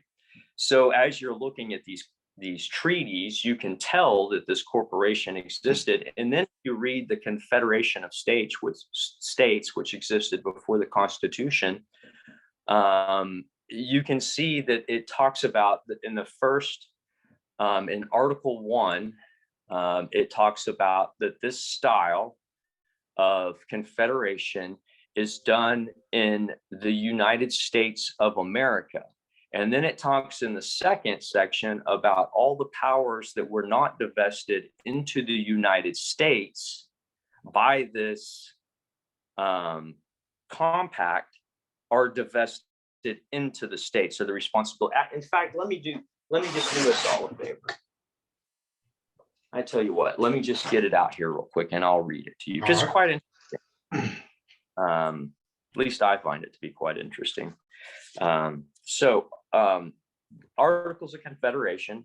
Article 1, the style of this confederacy shall be the United States of America. Article 2, each state retains its sovereignty, freedom, and independence, and every power, jurisdiction, and right, which is not by this confederation expressly delegated to the United States in Congress assembled. So why would they, in the first article, they mention the United States of America, and then in the next one say the United States? Yeah. Well, because they're talking about two separate entities. I mean, it's not rocket science, right? And so because we borrowed money from King George III, our first bankruptcy came due 7 years after we did what? Signed the Constitution of the United States of America and created the nation. Finalized the creation of our nation. So 7 years after the end of the war, that first bankruptcy came up and we couldn't satisfy it. So guess what happened? The War of 1812. And in the War of 1812, we lost. And we satisfied more debt because it's just debt after debt after debt. So we've never gotten away from an oppressor. We never escaped Britain or England because we were indebted to them financially. And so through history, through the course of history, every time these bankruptcies have rolled forward and become due, then we have to do something to satisfy the debt. And in 1871, it was to create the DC Organic Act. The Civil War was a direct result of the bankruptcy and the controversy. The Southern states did not want to be responsible for paying back the debt to the Crown. The people were pissed. They knew that they had been lied to. They were not on record anywhere in our history books, anywhere, never have been, as agreeing to go into debt with our very enemy to fight a war, right? So of course, society grows and progresses. They don't want to deal with this, which can we blame them? If anything, during the Civil War, we should have been fighting the British again. In fact, technically, we should still be fighting those guys, right? I mean, hello. But what's happened through time is we've ceded control of our country, and the DC Organic Act merely opened the door to the states, to removing the sovereignty of the states. so that now, because of bond grants that have been issued by the federal government and, fraudulent contracts that have been pushed upon the people, like driver's licenses and mortgages and fiat currency and all this other crap, we've literally had our entire country usurped by a foreign corporation, by a foreign adversary. Yep. Question. This is where we're at today. I mean, anybody that can't see that is oblivious and probably lives under a rock somewhere. In fact, I was talking to a 17-year-old waitress the other night in IHOP in Tennessee, and we were talking about how the government is just a giant corporation for profit and likes to torture people. It's not a new conversation now. So, and praise the Lord for that, because now Americans have become uncomfortably numb, right? And so to get out of the state of uncomfortable numbness, you have to get a kick in the pants. And this is what's going on right now. That's what COVID was. That's what the economic the upheavals are about. All of this, it's all about getting that kick in the pants or having the veil removed. So anyway, I digress. You have any questions, James? I know he threw out a lot of material and I saw you over there contemplating. Oh, no, it's all, a lot of it's stuff that, I do research. So I was just like, yep, he's right. Yep, that's exactly what it is. I've been doing this a long time as well. And it's just, it's amazing how there's still some people out there that don't know any of this. I mean, but we have to understand that we've been groomed, indoctrinated since we had less than 100 breaths in our body. They control the school systems and most public things. And so you don't stand a chance to learn any of this. And, with the pandemic, that was definitely when, I'll be honest and say that my channel took off, because I had already been talking about this stuff for years, but nobody wanted to hear it. But when people, like you said, got uncomfortable and they're like, man, this doesn't seem right. How come I have to wear a mask? I have to do this, I have to do that. All these things that are mandates, which aren't laws. It's not lawful. They're legal, which typically means inside the corporation, you are supposed to do these things. Even when we first watched them on the news, they're like, are you guys going to impose a mandate for this or make us wear masks or blah, blah. And they're like, I don't think we have the power to do that. That's what they said. And this is only going to be 2 days or 2 weeks or something like that. They said maybe 2 months, and it was almost 2 years or whatever, you know what I mean? So it's just amazing how so many people are waking up to this information. And, this is the work of the universe, God, the creator, however you want to look at it and see it and say it. And if we don't wake up now, it will be too late. It will be 100% too late, because we will have lost our country, our nation on paper. Hear, hear. Because that's where their jurisdiction is on paper. A corporation, all of it for profit. Everything that's really a corporation, corp is Latin for body, and Asians to animate. So they're animating dead bodies that they're in charge of. And we, by alter ego, are sitting here believing that the name in all caps, which is a corporation, is actually us. And they are penciling us. Yeah, they really, it's incredible. Have you ever read Letters to Jessica? Are you familiar with Letters to Jessica? Oh my goodness, if y'all ever get a chance, it's free online. And what they are is they're from a Marine Corps lieutenant, wrote some letters home to his nieces.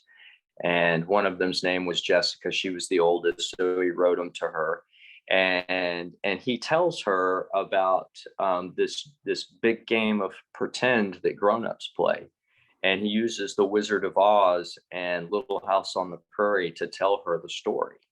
And it is absolutely amazing. Probably one of the better pieces of American literature about the truth of where we're at right now.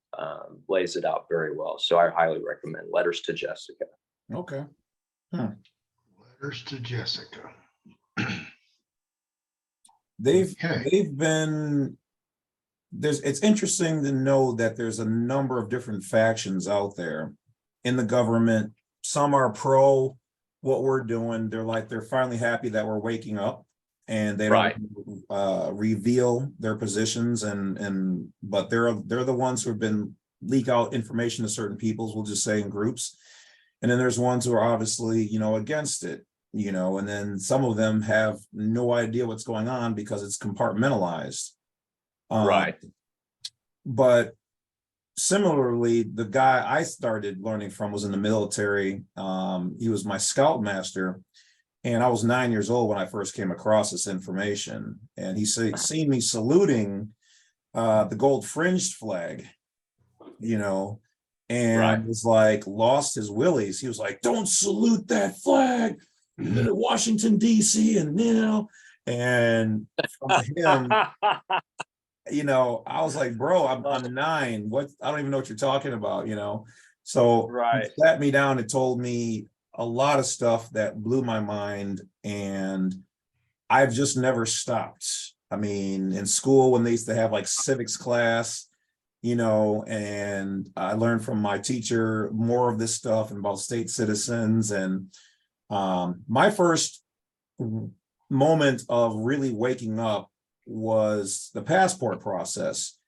And, what was it? Oh, man, I think I was like 19, I think. So 20 some years ago, the application used to have on number 11, are you a US citizen or are you a state citizen? Check one of the boxes. That was all it was. And I was blown away at seeing that question, because that didn't make sense to me. I thought we were all the same, one and the same. Why can I choose another status or standing, really? Right. So I asked the guy at the post office, being very versed by my mother, not everybody's your friend or going to tell you the truth. So I was skeptically willing to listen. And he was like, "Oh, well, if you choose to be a state citizen, you're more so trying to say that you're a private person. You can't vote for the president because that, this, and this," and told me all these things. And I was like, "But we're all US citizens, right?" I said, "Well, yeah." So it still I didn't feel like I had all of the knowledge. So I went to the library, and the librarian, I asked her, I was like, "What's a state citizen? What's the differences?" And she sat me down at a table and gave me like 30 different books. And I was like, "Oh my God." I was like, "What is this?" And she was like, "This is the stuff that nobody knows." So I sat down and I read. I walked down to the library. It's about 15 blocks every day, getting new books. And I just became the Badwolf. I just started learning this. And when I started going out and dealing with officers and judges and magistrates and jurisdiction, and I was winning to the point where, last time I was in court, the judge literally asked me, he said, "How did you beat my prosecutor in the hallway before even coming into court?" He said, "I've never seen that." And I told him, I was like, "Well, I do this privately." He's like, "You do this for fun?" And I was like, "Well, I don't know about fun, but I was like, I enjoy doing it. It's easy once you know the rules to it." And so the case, he's like, the case is recommended to be dismissed. So it's dismissed. Have a good day, Mr. Lovett. He goes, on the way out, he's like, "Well, but how did you do it?" So I was like, "I'm glad you asked." And then he realized he overstepped, and he was like, Nope. Whatever you guys have figured out is good enough for me. Have a good day." And then he goes, "All I know, Mr. Lovett, is that we would love to have you on our side."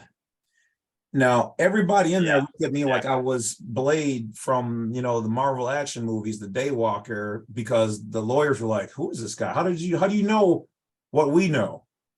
And when the judge said "our side," that's when I realized that, no, you're not just one of us and you're doing your job. You're taking a side. And I was able to beat your crew, your little corporation here, Right. and without any almost formal training, So Yeah. it was at that point in time that I knew something was up. And as I kept learning more of this, all of a sudden, like even up to this day, I've had police officers, sheriffs, DOD people, all these people contact me on how to change their status, how to change their passport. What is all of this?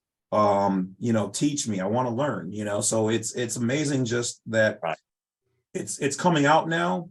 And as I always say, now that the bell has been rung, and it was rung because of their greed with COVID, the C-19, Right.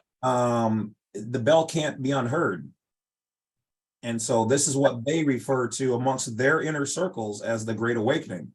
This is something they knew that was going to happen, and they can't put the beast back in the box.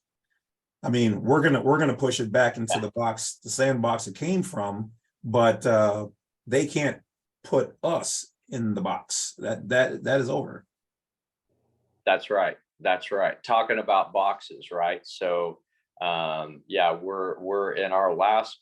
There's 4 boxes, right? And we're in the 3rd box right now, and Lord knows none of us want to go to the 4th box, because that's the cartridge box, right? And so, by the use of our intellect and our power in numbers, as we form in community, we build strength, and we start to enable ourselves to take actions that we've never been able to take before. That's what's taking place right now, especially in the southeastern and southern United States of America. That's what's taking place.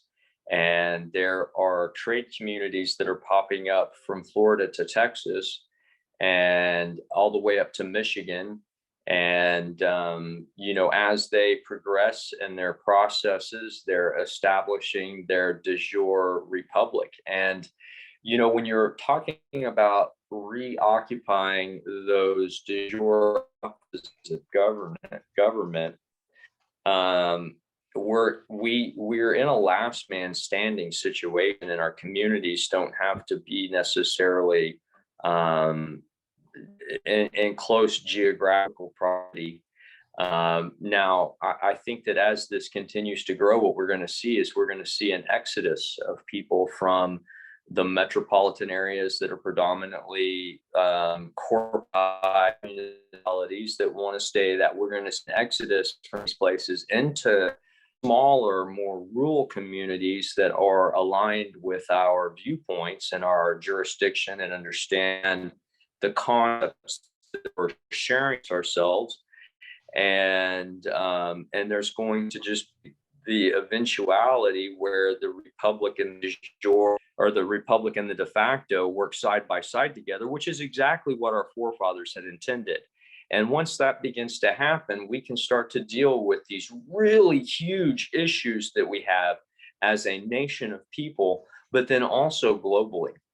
Because one thing that is true, and I work internationally with groups, and they're waiting on America, on the United States of America, to do something, because they know that if we can do it here and we do it here, that they've got the cover that they need to step out of their box. And so we really, we're in a unique position right now in our history, in our country, and in the world, and we need to realize that, and just make really hard pushes, as hard as we can right now.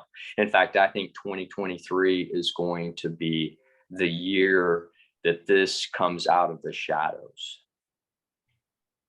Yeah, I would totally agree. I know I've got a number of friends around the world, and they get different news than what we get. They see things differently than the way we see them. A lot of them don't understand that America right now is really sleep at the wheel, but starting to come out of its fog. And Right. And America, which I always have to say, America is in all of us. And should we fail the rest of the world is going to fail. Is the way I look at it. Right. We are the sword in Right. in the path, and should we not wake up? Which, unfortunately, like I said, the pandemic was definitely a thing where never underestimate the greed of the other man.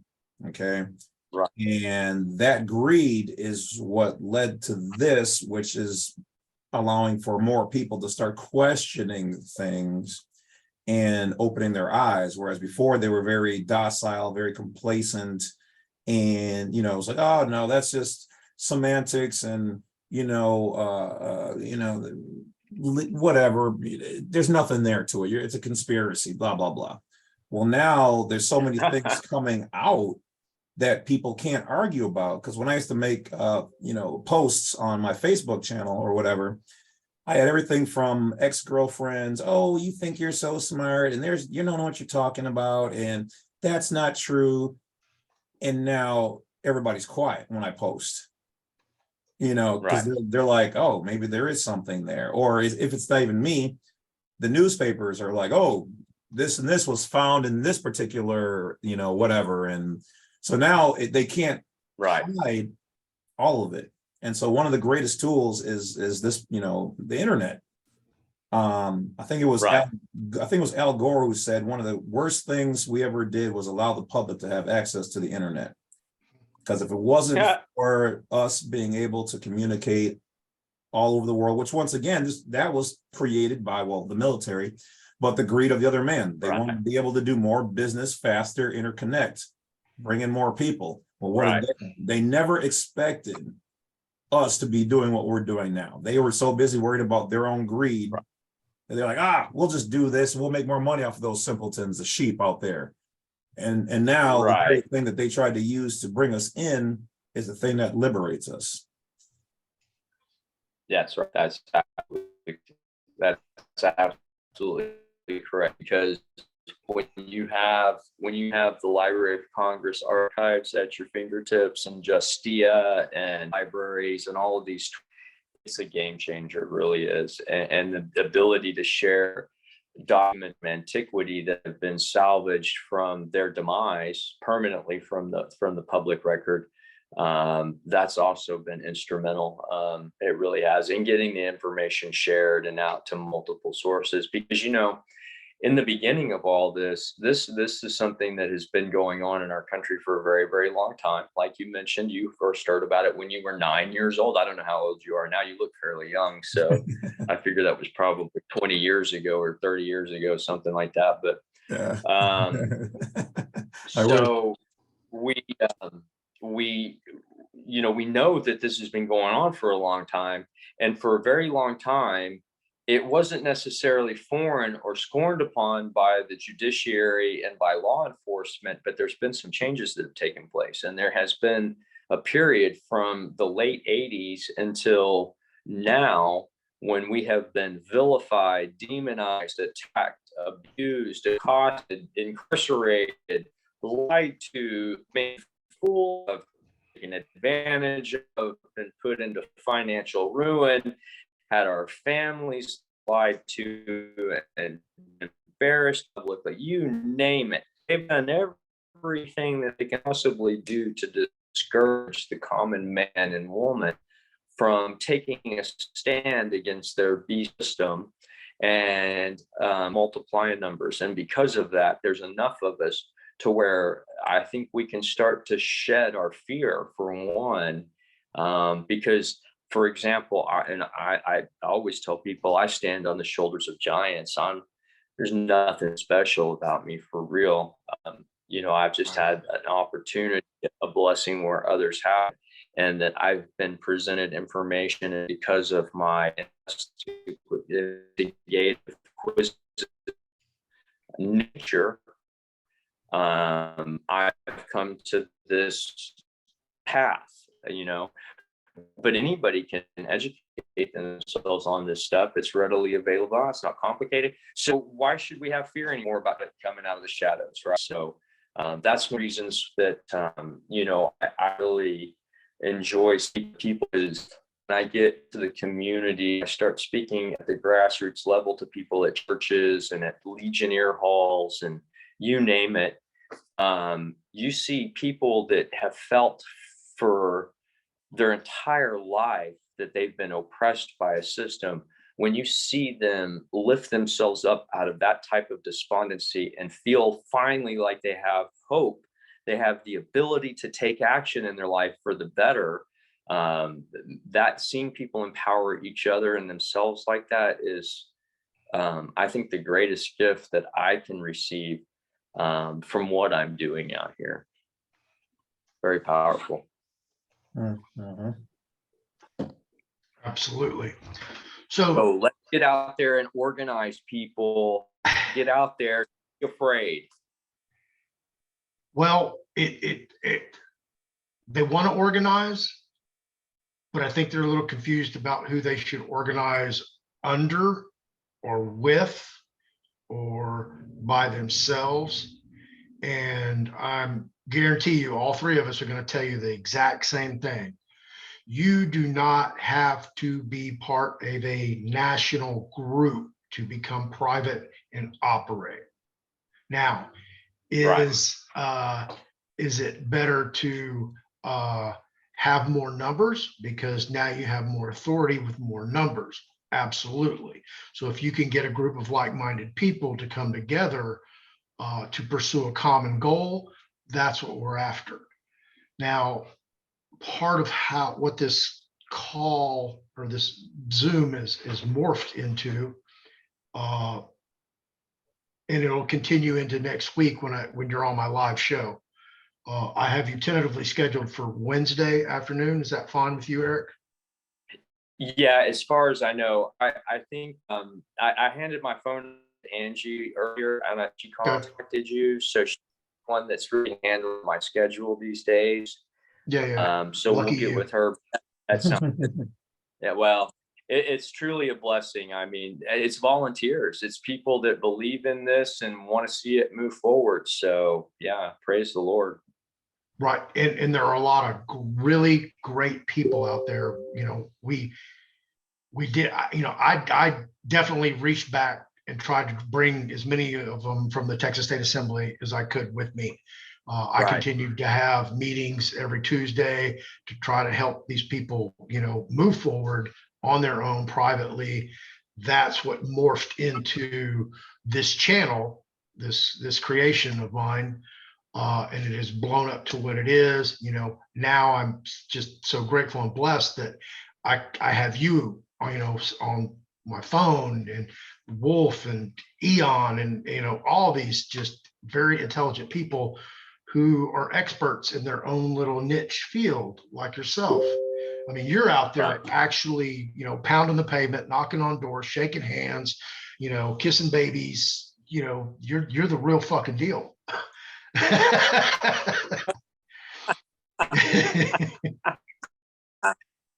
Well, I appreciate it. Yeah, I've never really given you the accolades that you deserve because of the way everything happened with the assembly. I love our country. Right, you're doing low bandwidth. Yeah, well, yeah, all glory to God. Glory to God. If it wasn't here, let me. I'm going to turn my camera on there. That might just a little bit. I'm kind of a weird area. What I was glory to God. If it were my relationship with Gator, then I wouldn't be able to. So I just, you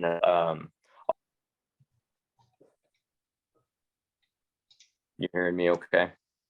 Yeah, you're cutting in and out. Little choppy. Let's see here. Now it's good. Now it's good, of course. Yeah. Now it's good. Yeah, right. I know. Yeah, that's how it works. Yeah.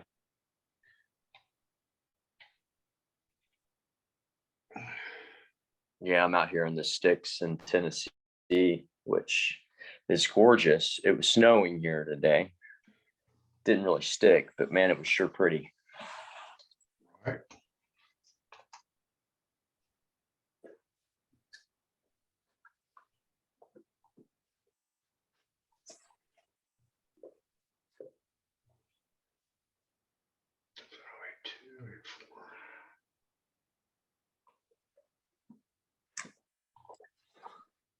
So you were just in Tennessee, helping that group out up there.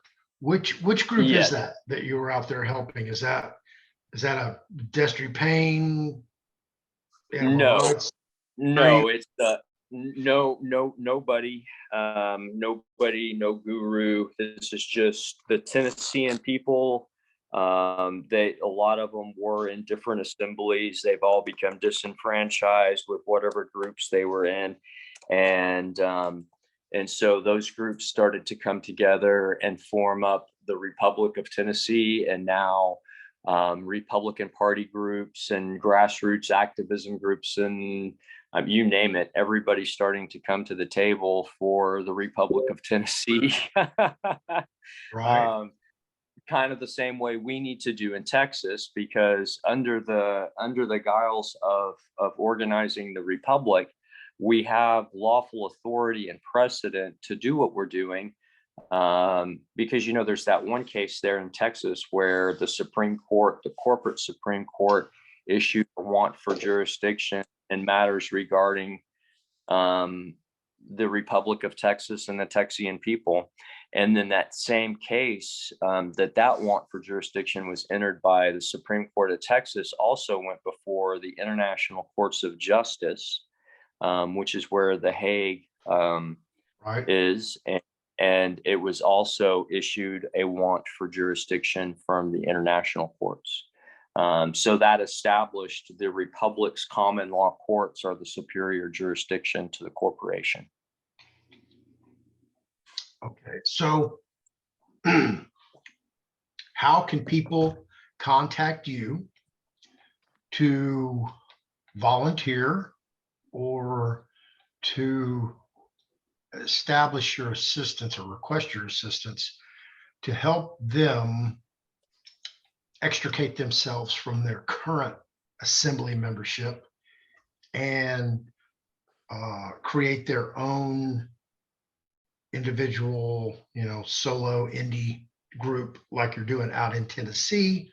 Or as I have a vision that you, Eric, you pretty much, I would believe is the tip of the spear that could possibly lead this movement and organize it and get all 50 states on the same page. Well, that's my prayer. I pray for that frequently, and that's the goal that I work for. So,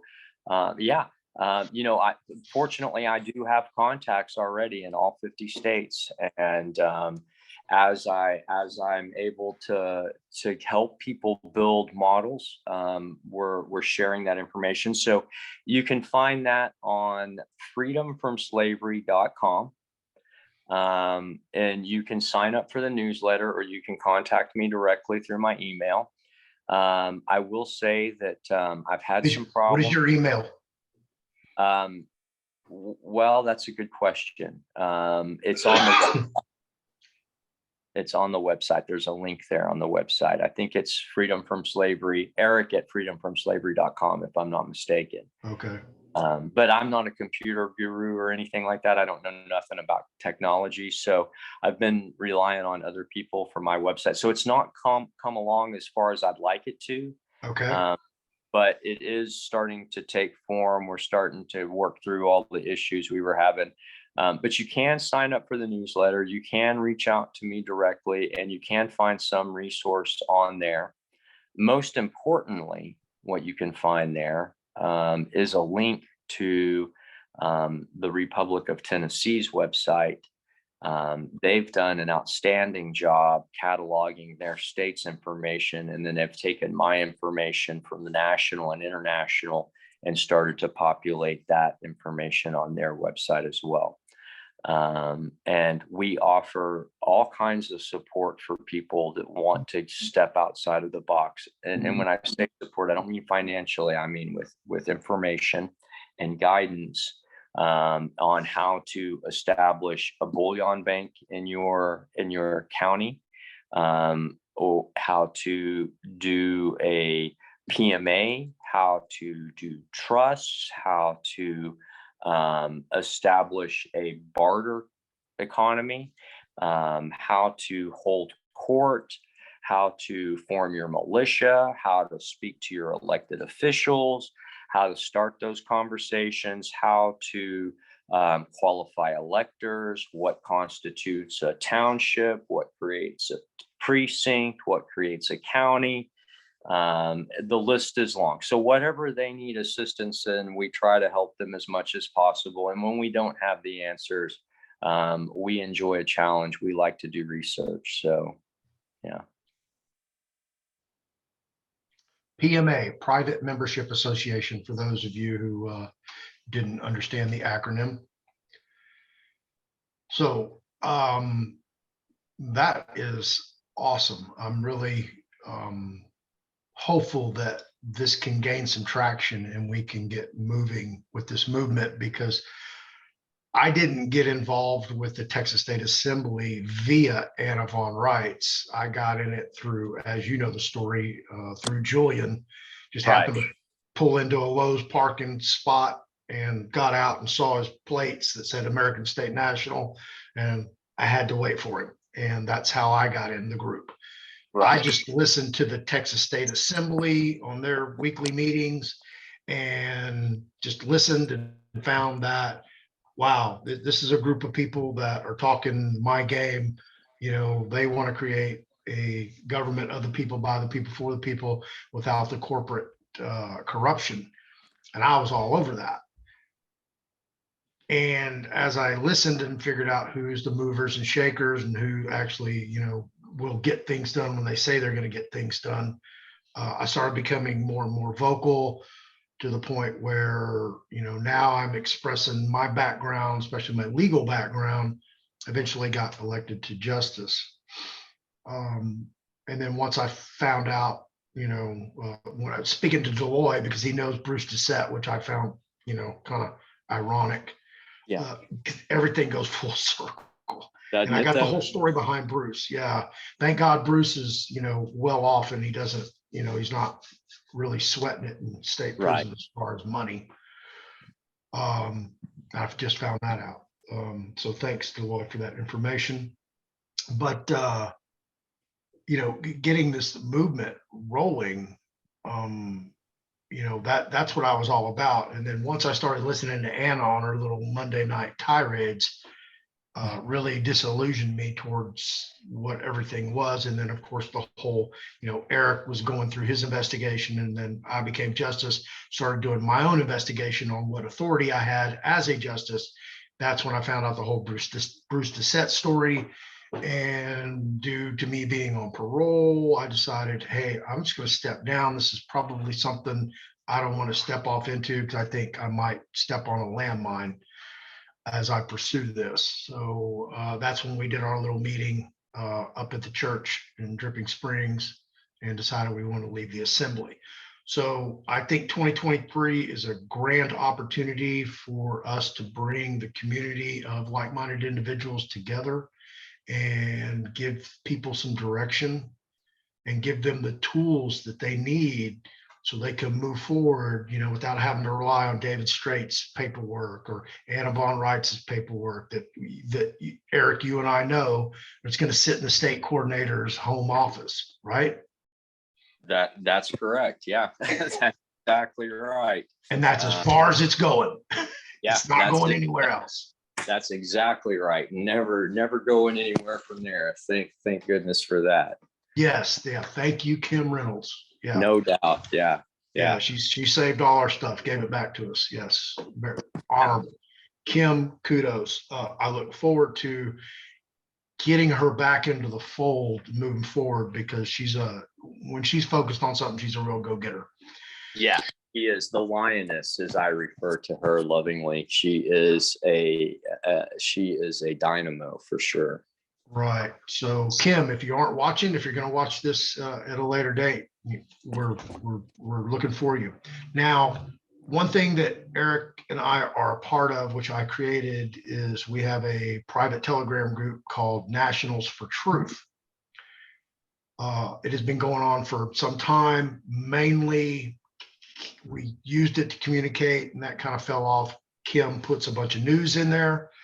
So I created a secondary one. I let Kim have that one. It's Nationals for Truth News now. But I also opened up another one, Nationals for Truth Communication. I have the Premier Telegram subscription membership. So I'm able to create as many groups as I want. I can transfer 4 gigs of information at one time because of that premium membership. So if y'all don't have one, I would suggest I think it's $4 a month. Okay.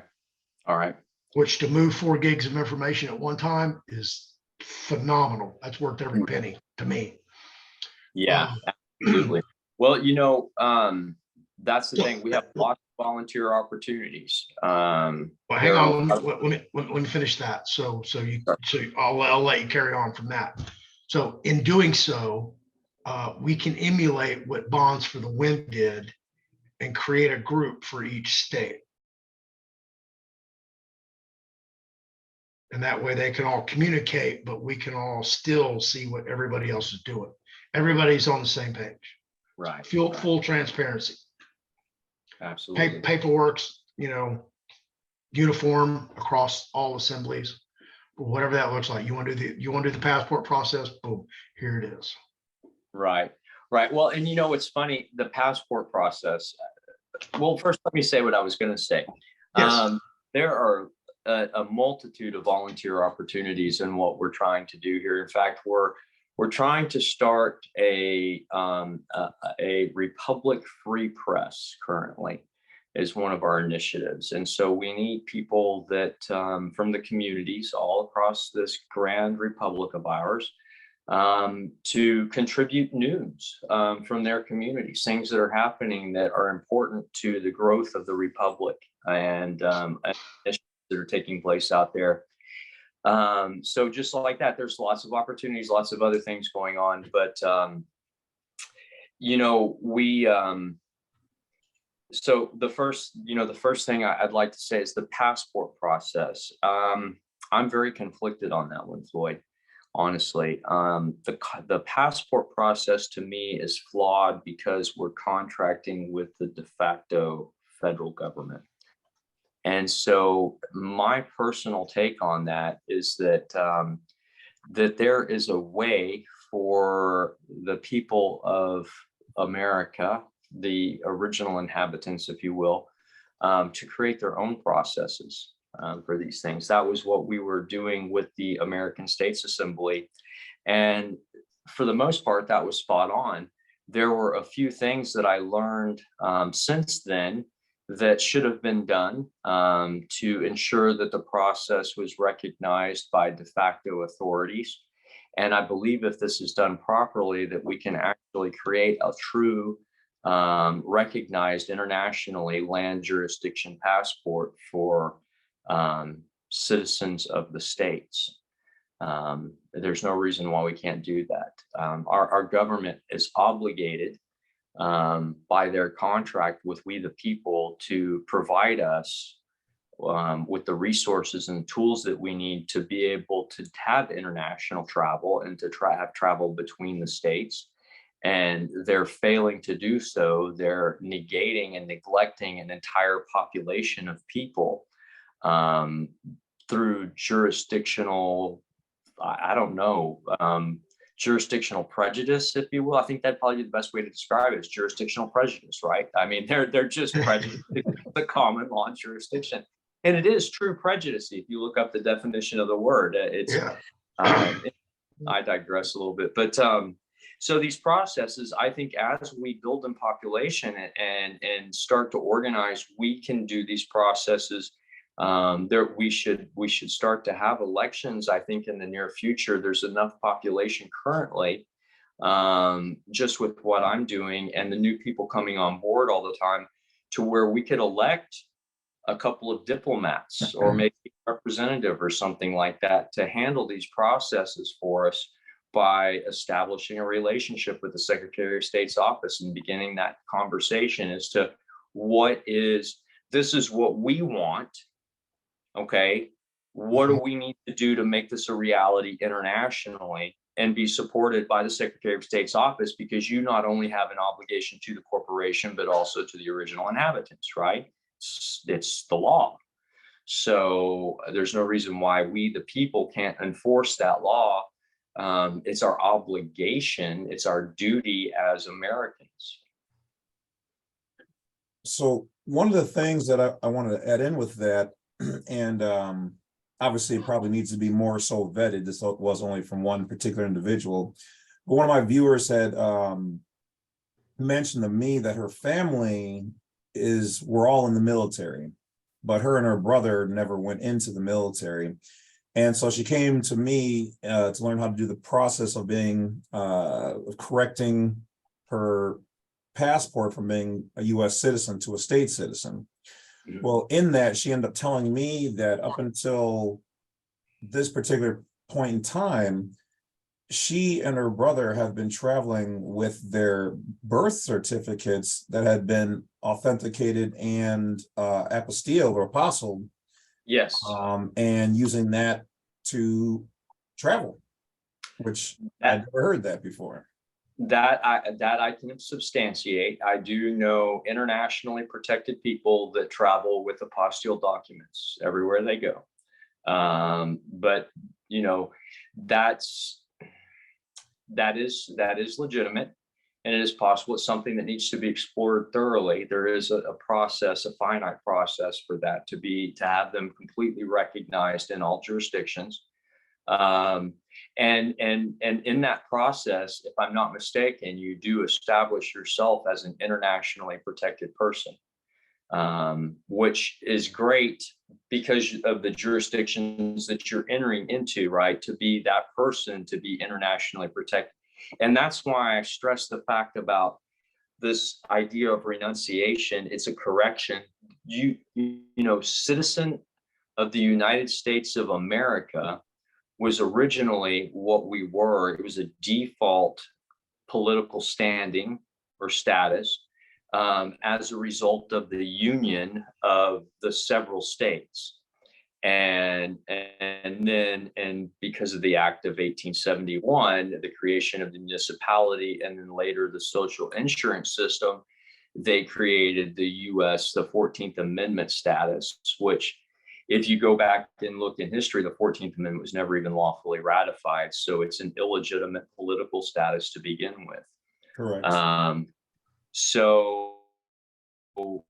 So yeah, I think that's absolutely a valid thing to explore. And I think that this creation of the land jurisdiction in the United States of America is vital.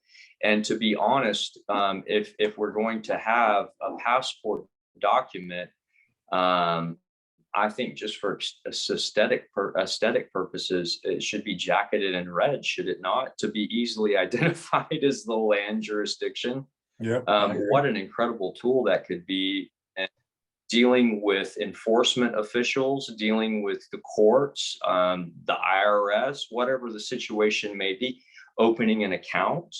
All of these issues could be addressed by that simple creation of that passport in the land jurisdiction. So, you know, it's something we need to explore.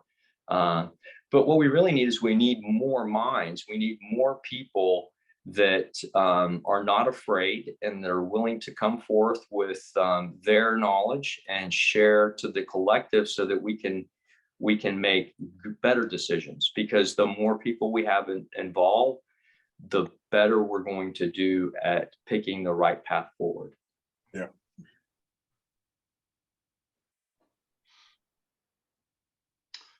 So what do you think about opening that up to the public?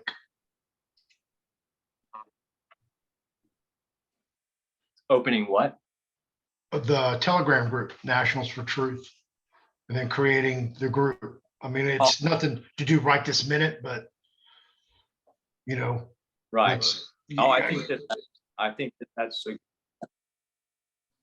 yeah, I think that's good to do. Our weekly national call that we do on Monday nights is open to the world. Anybody that gets the invite or shares the invite, anybody's welcome to attend. In fact, last week we had a sheriff from Michigan on who's duly elected, is a de facto sheriff, but also operates in the common law and is quite familiar with common law jurisdiction. It was an incredible call. Lots of good information was discussed.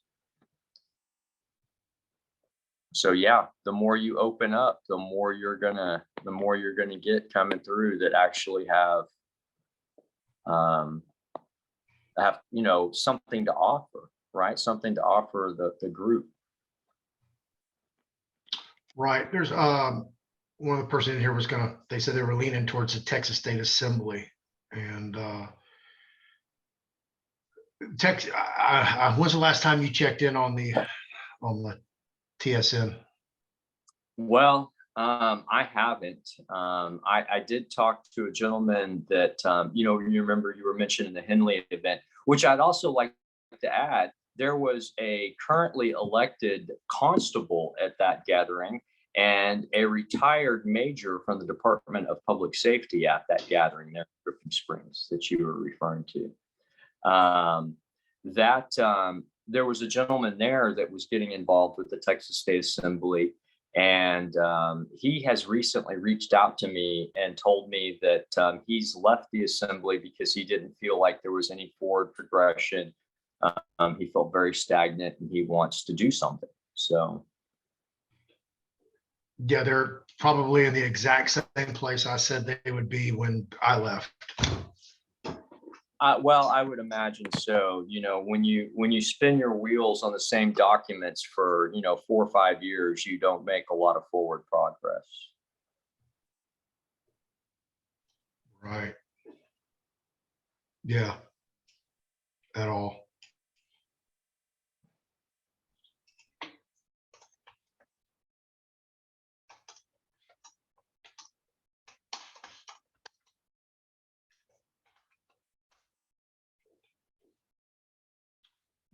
We lose Eric?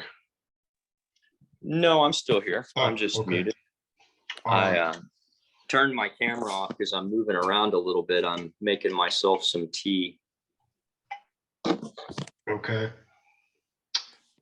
All right. So I'll get that started this week as far as setting the Telegram all up.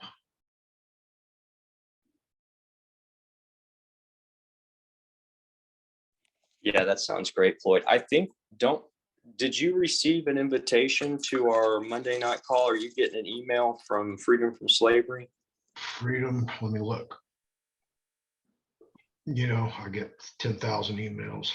Oh yeah. Yeah, I know how that is. And when it comes to assembly, I don't even pay attention to it.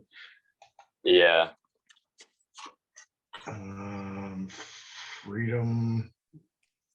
No, I don't see anything from Freedom from Slavery. All right. I will, I'm gonna, as soon as I sit back down at my desk, I'm gonna make a little note to share that your email information with Angie so we can get you on that mailing list. Because that's where we send out the invites for the Monday night calls. And so we can share those, we can share that out with anybody. Well, what I want to do is put you on my website as far as the team with your information, contact information, website, all that. Okay, perfect. That'd be great. Yeah.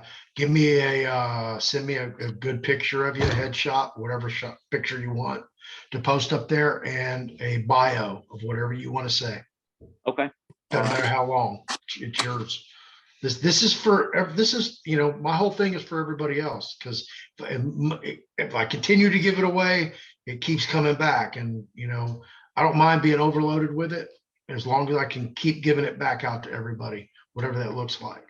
Right. Well, that's what it's funny when we start doing things that are beyond ourselves and our needs, then that's when our environment begins to flourish and to expand. So. Yeah. And it does. This is just living proof right here. When I first started doing this YouTube, and I used to watch James's videos, I was like, man, That guy's killing it. Look at all those subscribers that he has and the information he's put out there. Like, I want to be like that guy. And here I am. I've got him. He's at my fingertips. I can call him anytime I want. We're doing shows together. It's just, and believe me, this is from somebody who's lived a very full life. Who, if I die tomorrow, I've lived everything. I've done everything I want to do. I've had the best of the best and the worst of the worst. So, yeah, thank you, everybody. Eric, James, everybody who's watching this, everybody who's going to watch this. Yeah, from the bottom of my heart, man, thank you. And I hope I can just be part of the cog that pulls everything together to make this movement happen and make it move forward. Well, thank you. Yeah. Thank you. Oh, thank you.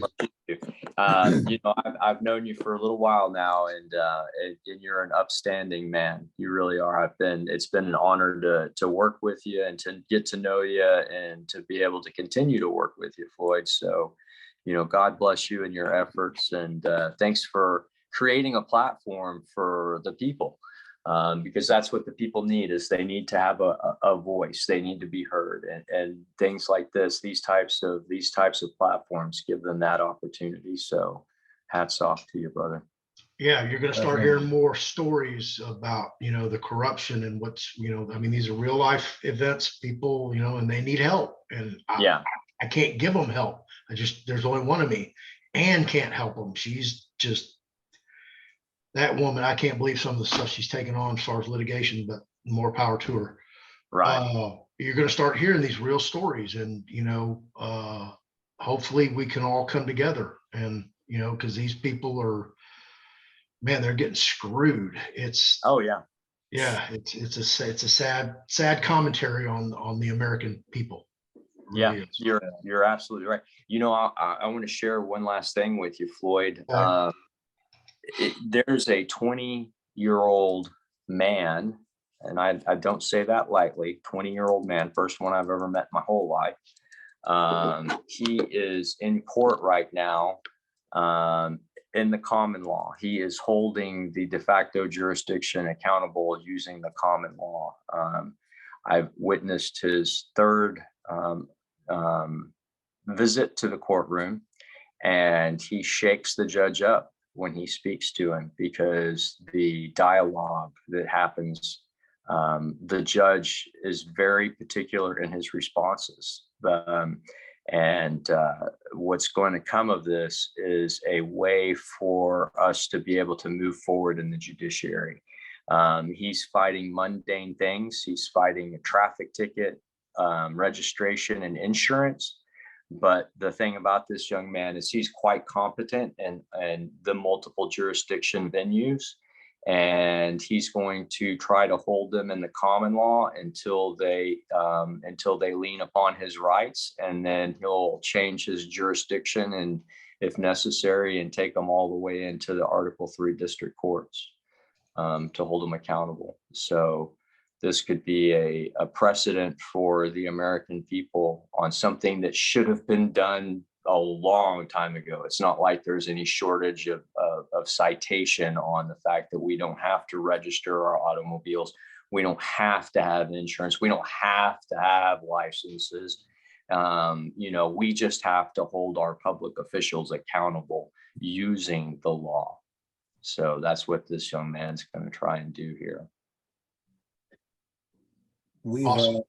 We've definitely been handling. I don't put a lot of the information about a lot of the court stuff. I don't do cases, but I do try to work in prevention with people, and we've had numerous successes in the same things, because we've been able to get people to understand that when you're using the legal name, the all caps name, which is either a partial or full loss of your rights, they transfer you into being a trustee, and they can hold you to their rules, regulations, and statutes. But when you operate in the private and retake your correct standing with them, suddenly they start backing down. We've had so many victories that most of them end up being where the prosecutor comes out and says, are you Mr. So-and-so? We got your letter, your writ on special appearance, and we're going to hold you till last.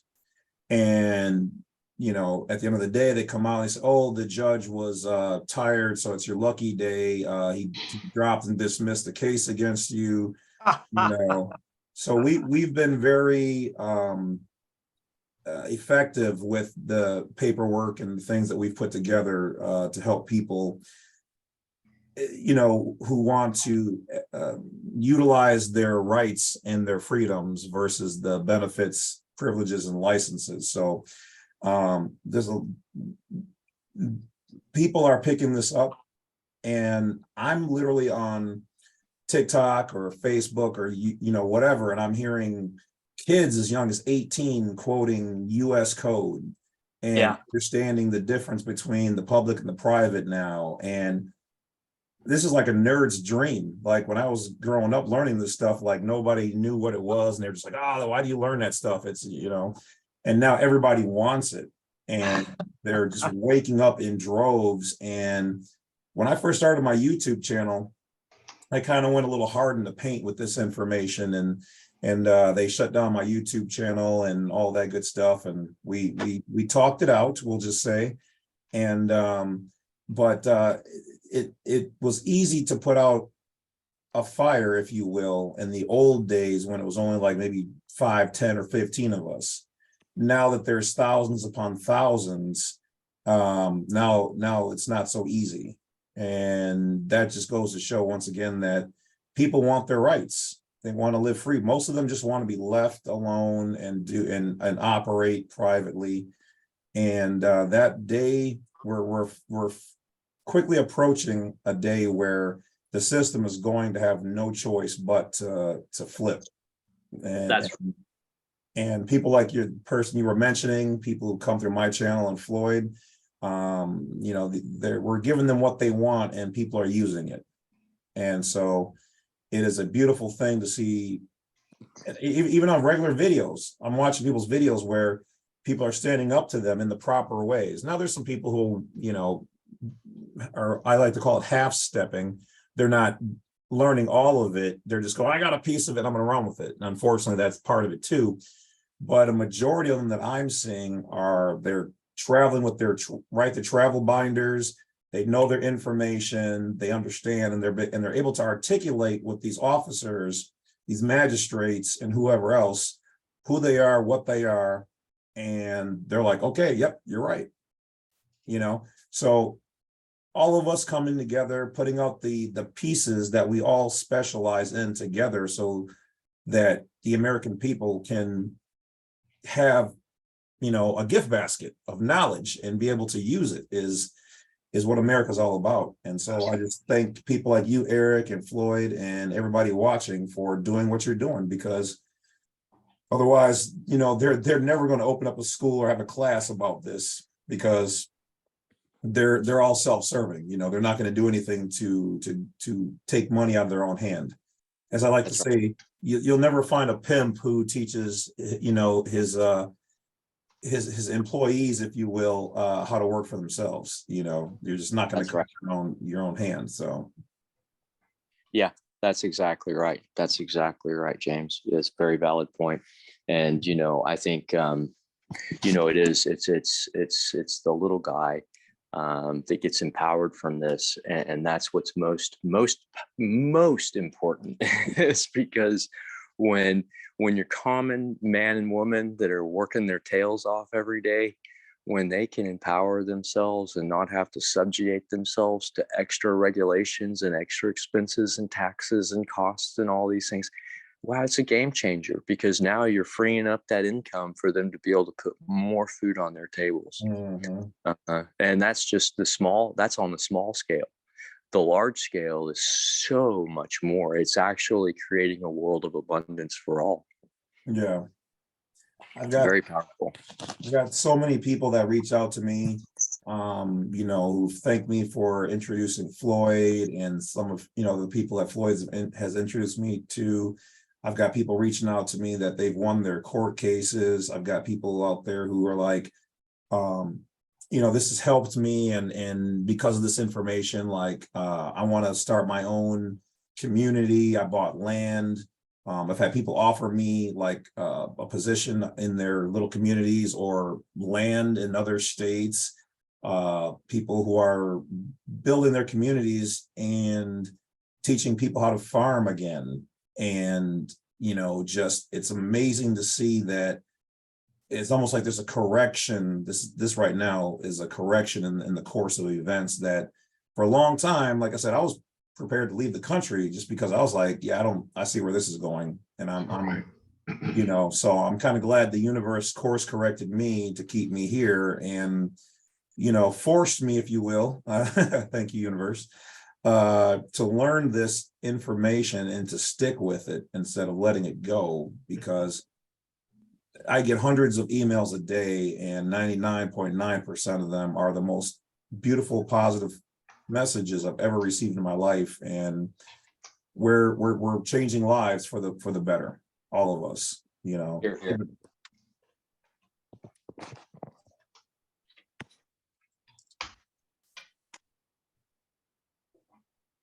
So are we live, Floyd? Are we actually doing the show? We are actually live on YouTube. Oh, nice. A slight delay. Yeah, I apologize. Oh, no. The delay is deliberate, because when I do the weekday show, Monday through Friday, I will actually have a phone number. People can do call-ins. When either one of you want to host your own show with your own guests, your own topic, you're more than welcome to come on and do that. When we do call-ins, I will actually vet the caller prior to them coming on the air, and then they come on there and interact, however that looks like. Awesome. That's great. That's really wonderful. Well, I tell you what, I think that there's a growing number of people in my circle that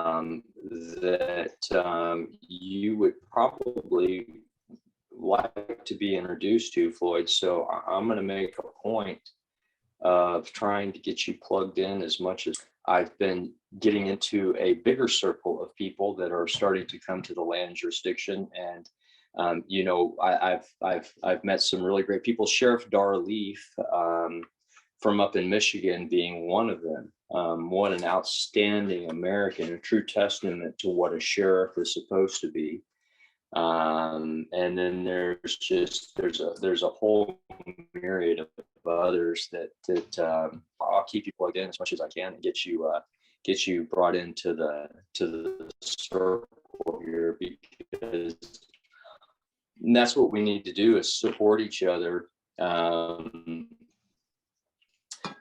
The divisiveness of the create here, and I think now is time for unity. And we all need to start coming together and elevating each other as much as we can, so that we can move this forward for the people. Absolutely. I am down for that.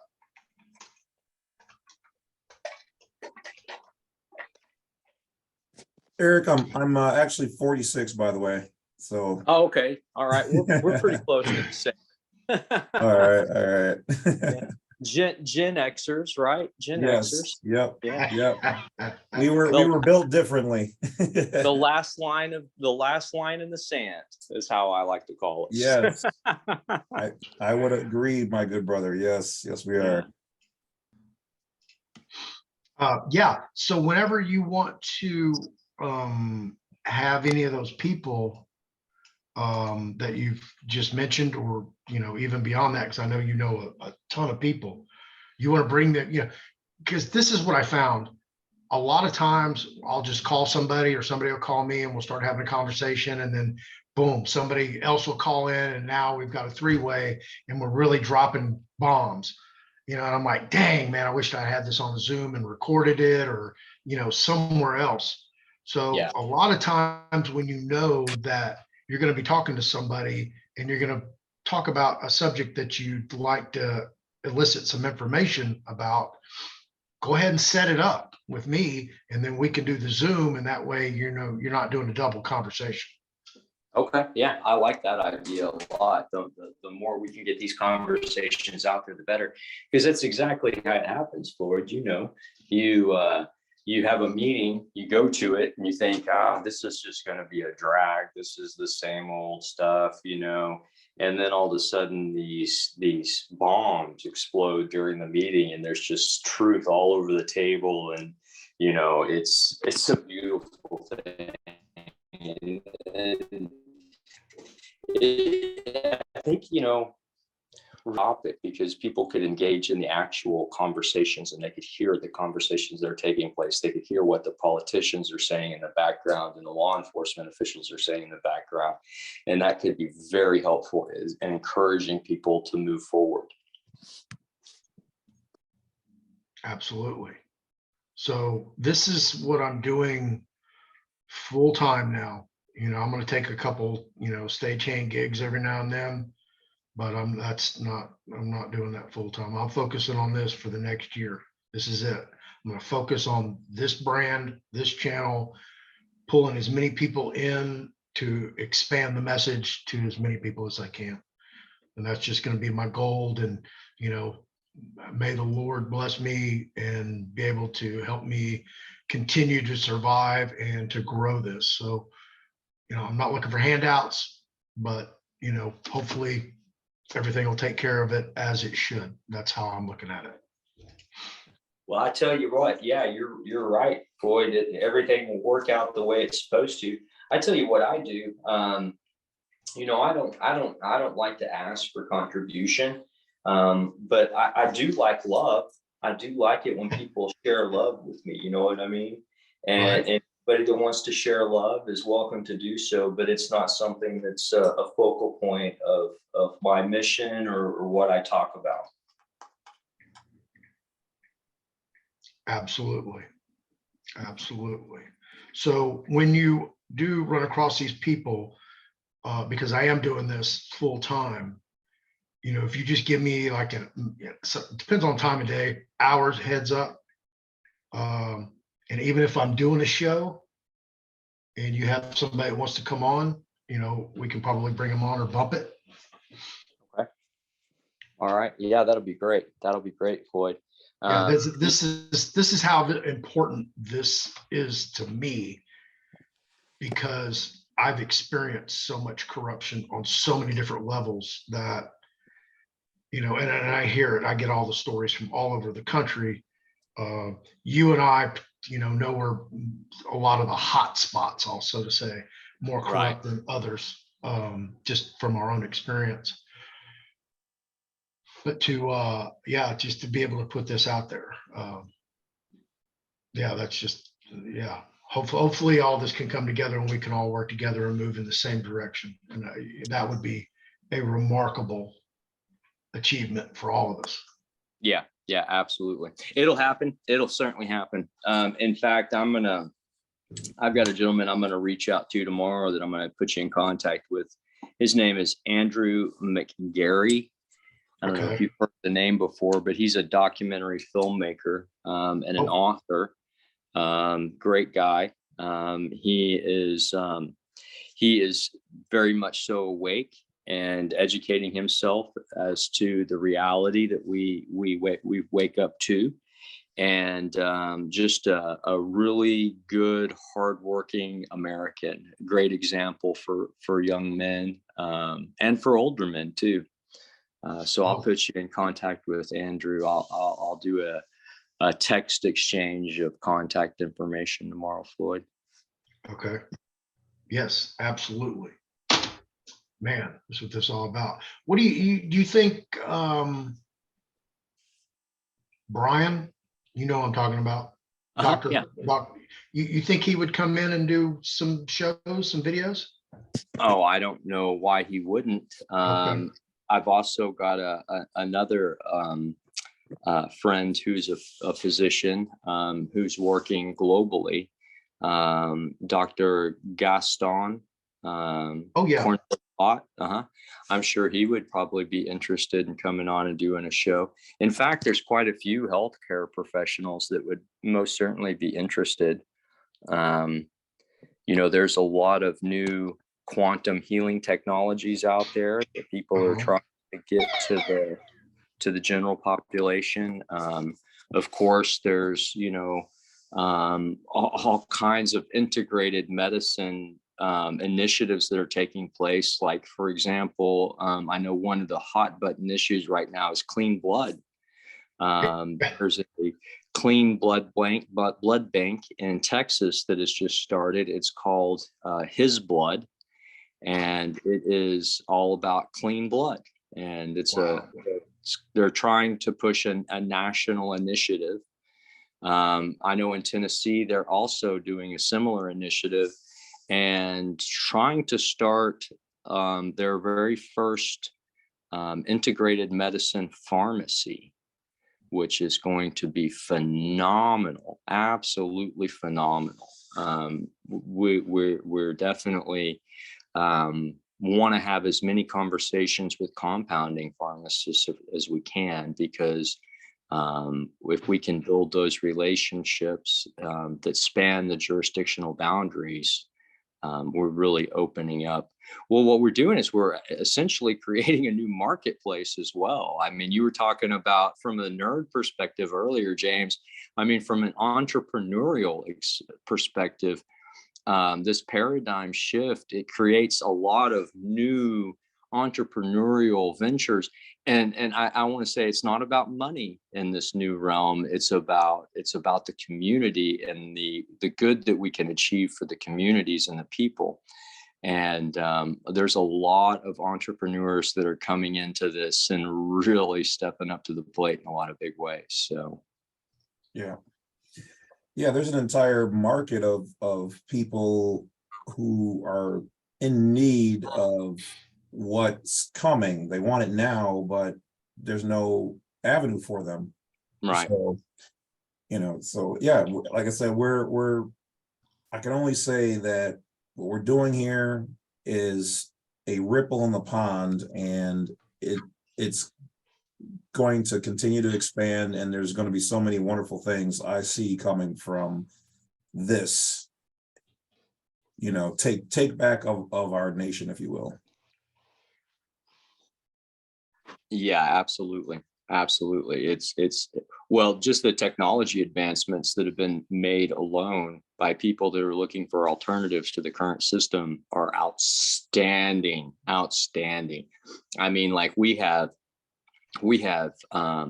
sustainable farming techniques that have been developed in the past, 5 to 10 years that are absolute game changers for the human population, the human condition, if you will.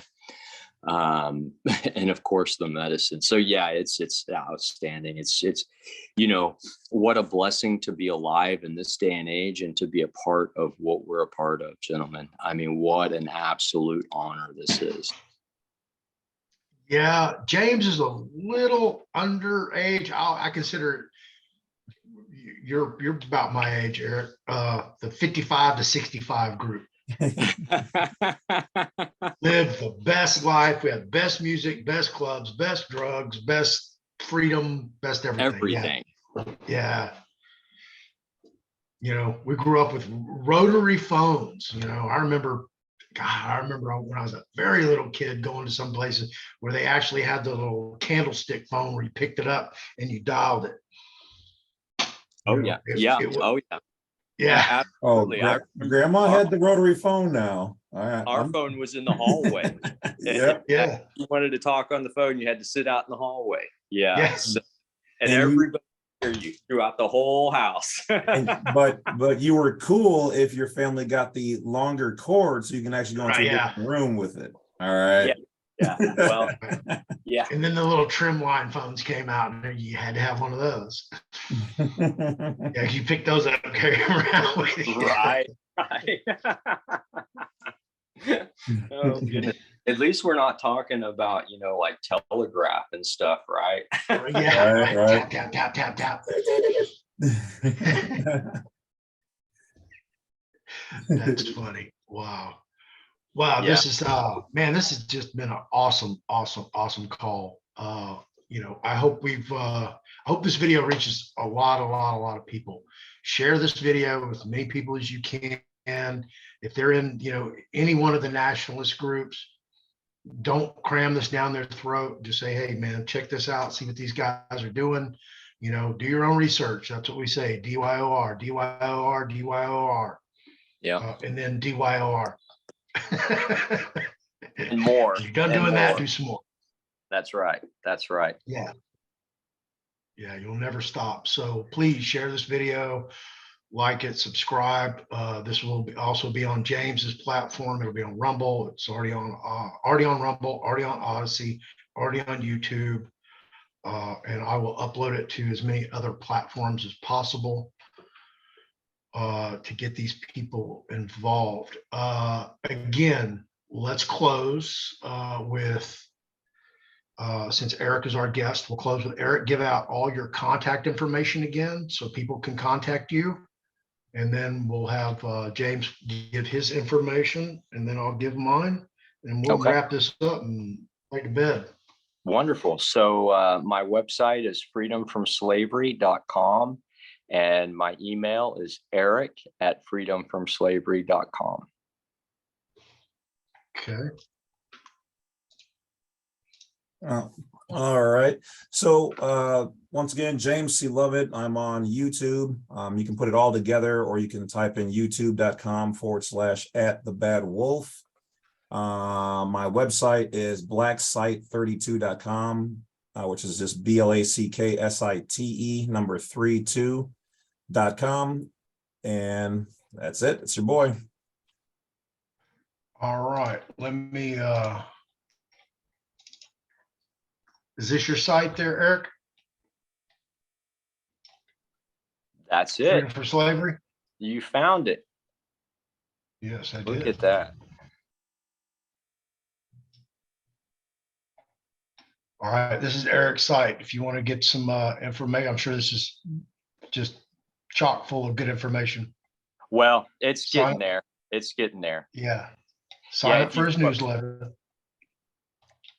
Yeah, if you go up there to the documents section, you can find a few documents that we finally figured out how to get them uploaded there. So now we've got to make the mad dash to get all the information on there, right? Right. Say, is that Eagle on PODs? Is it what? Is that Eagle on PEDs? What's PDs? Performance enhancing drugs. Yeah. And that eagle right there is that eagle is fired up with adrenaline is what that eagle is. Man. He's tired of chains, brother. Yeah. It's a pretty interesting drawing, isn't it? Yeah, I've never seen that before, but that's pretty cool. I was very surprised by it. I think they did a good job. They've even got the peace flag there on his chest, his little tattoo. Yeah, that's nice. That's cool. Right. Yeah. Oh, gotta love marketers, man. Should have a tattoo over here, or right down here somewhere. Death before dishonor. Yeah. Hey, yeah. There, or Moulin Lave, right? Yeah.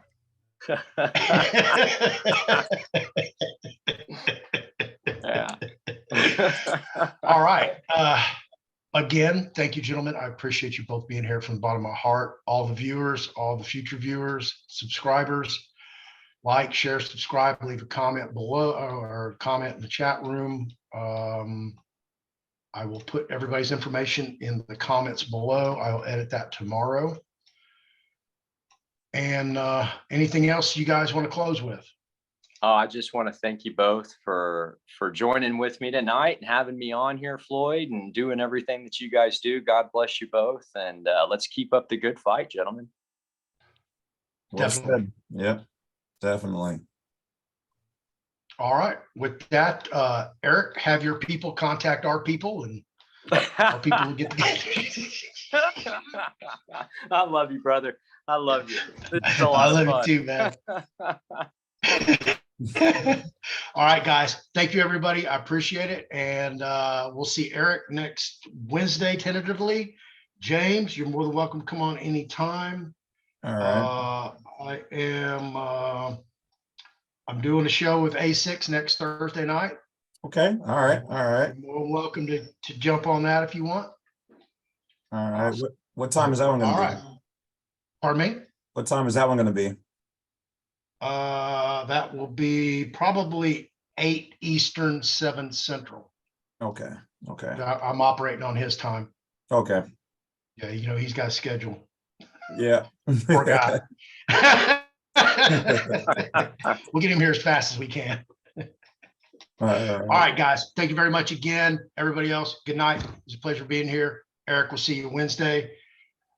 James, again, we'll see you when we see you. right, brother. Sounds good. Thank you.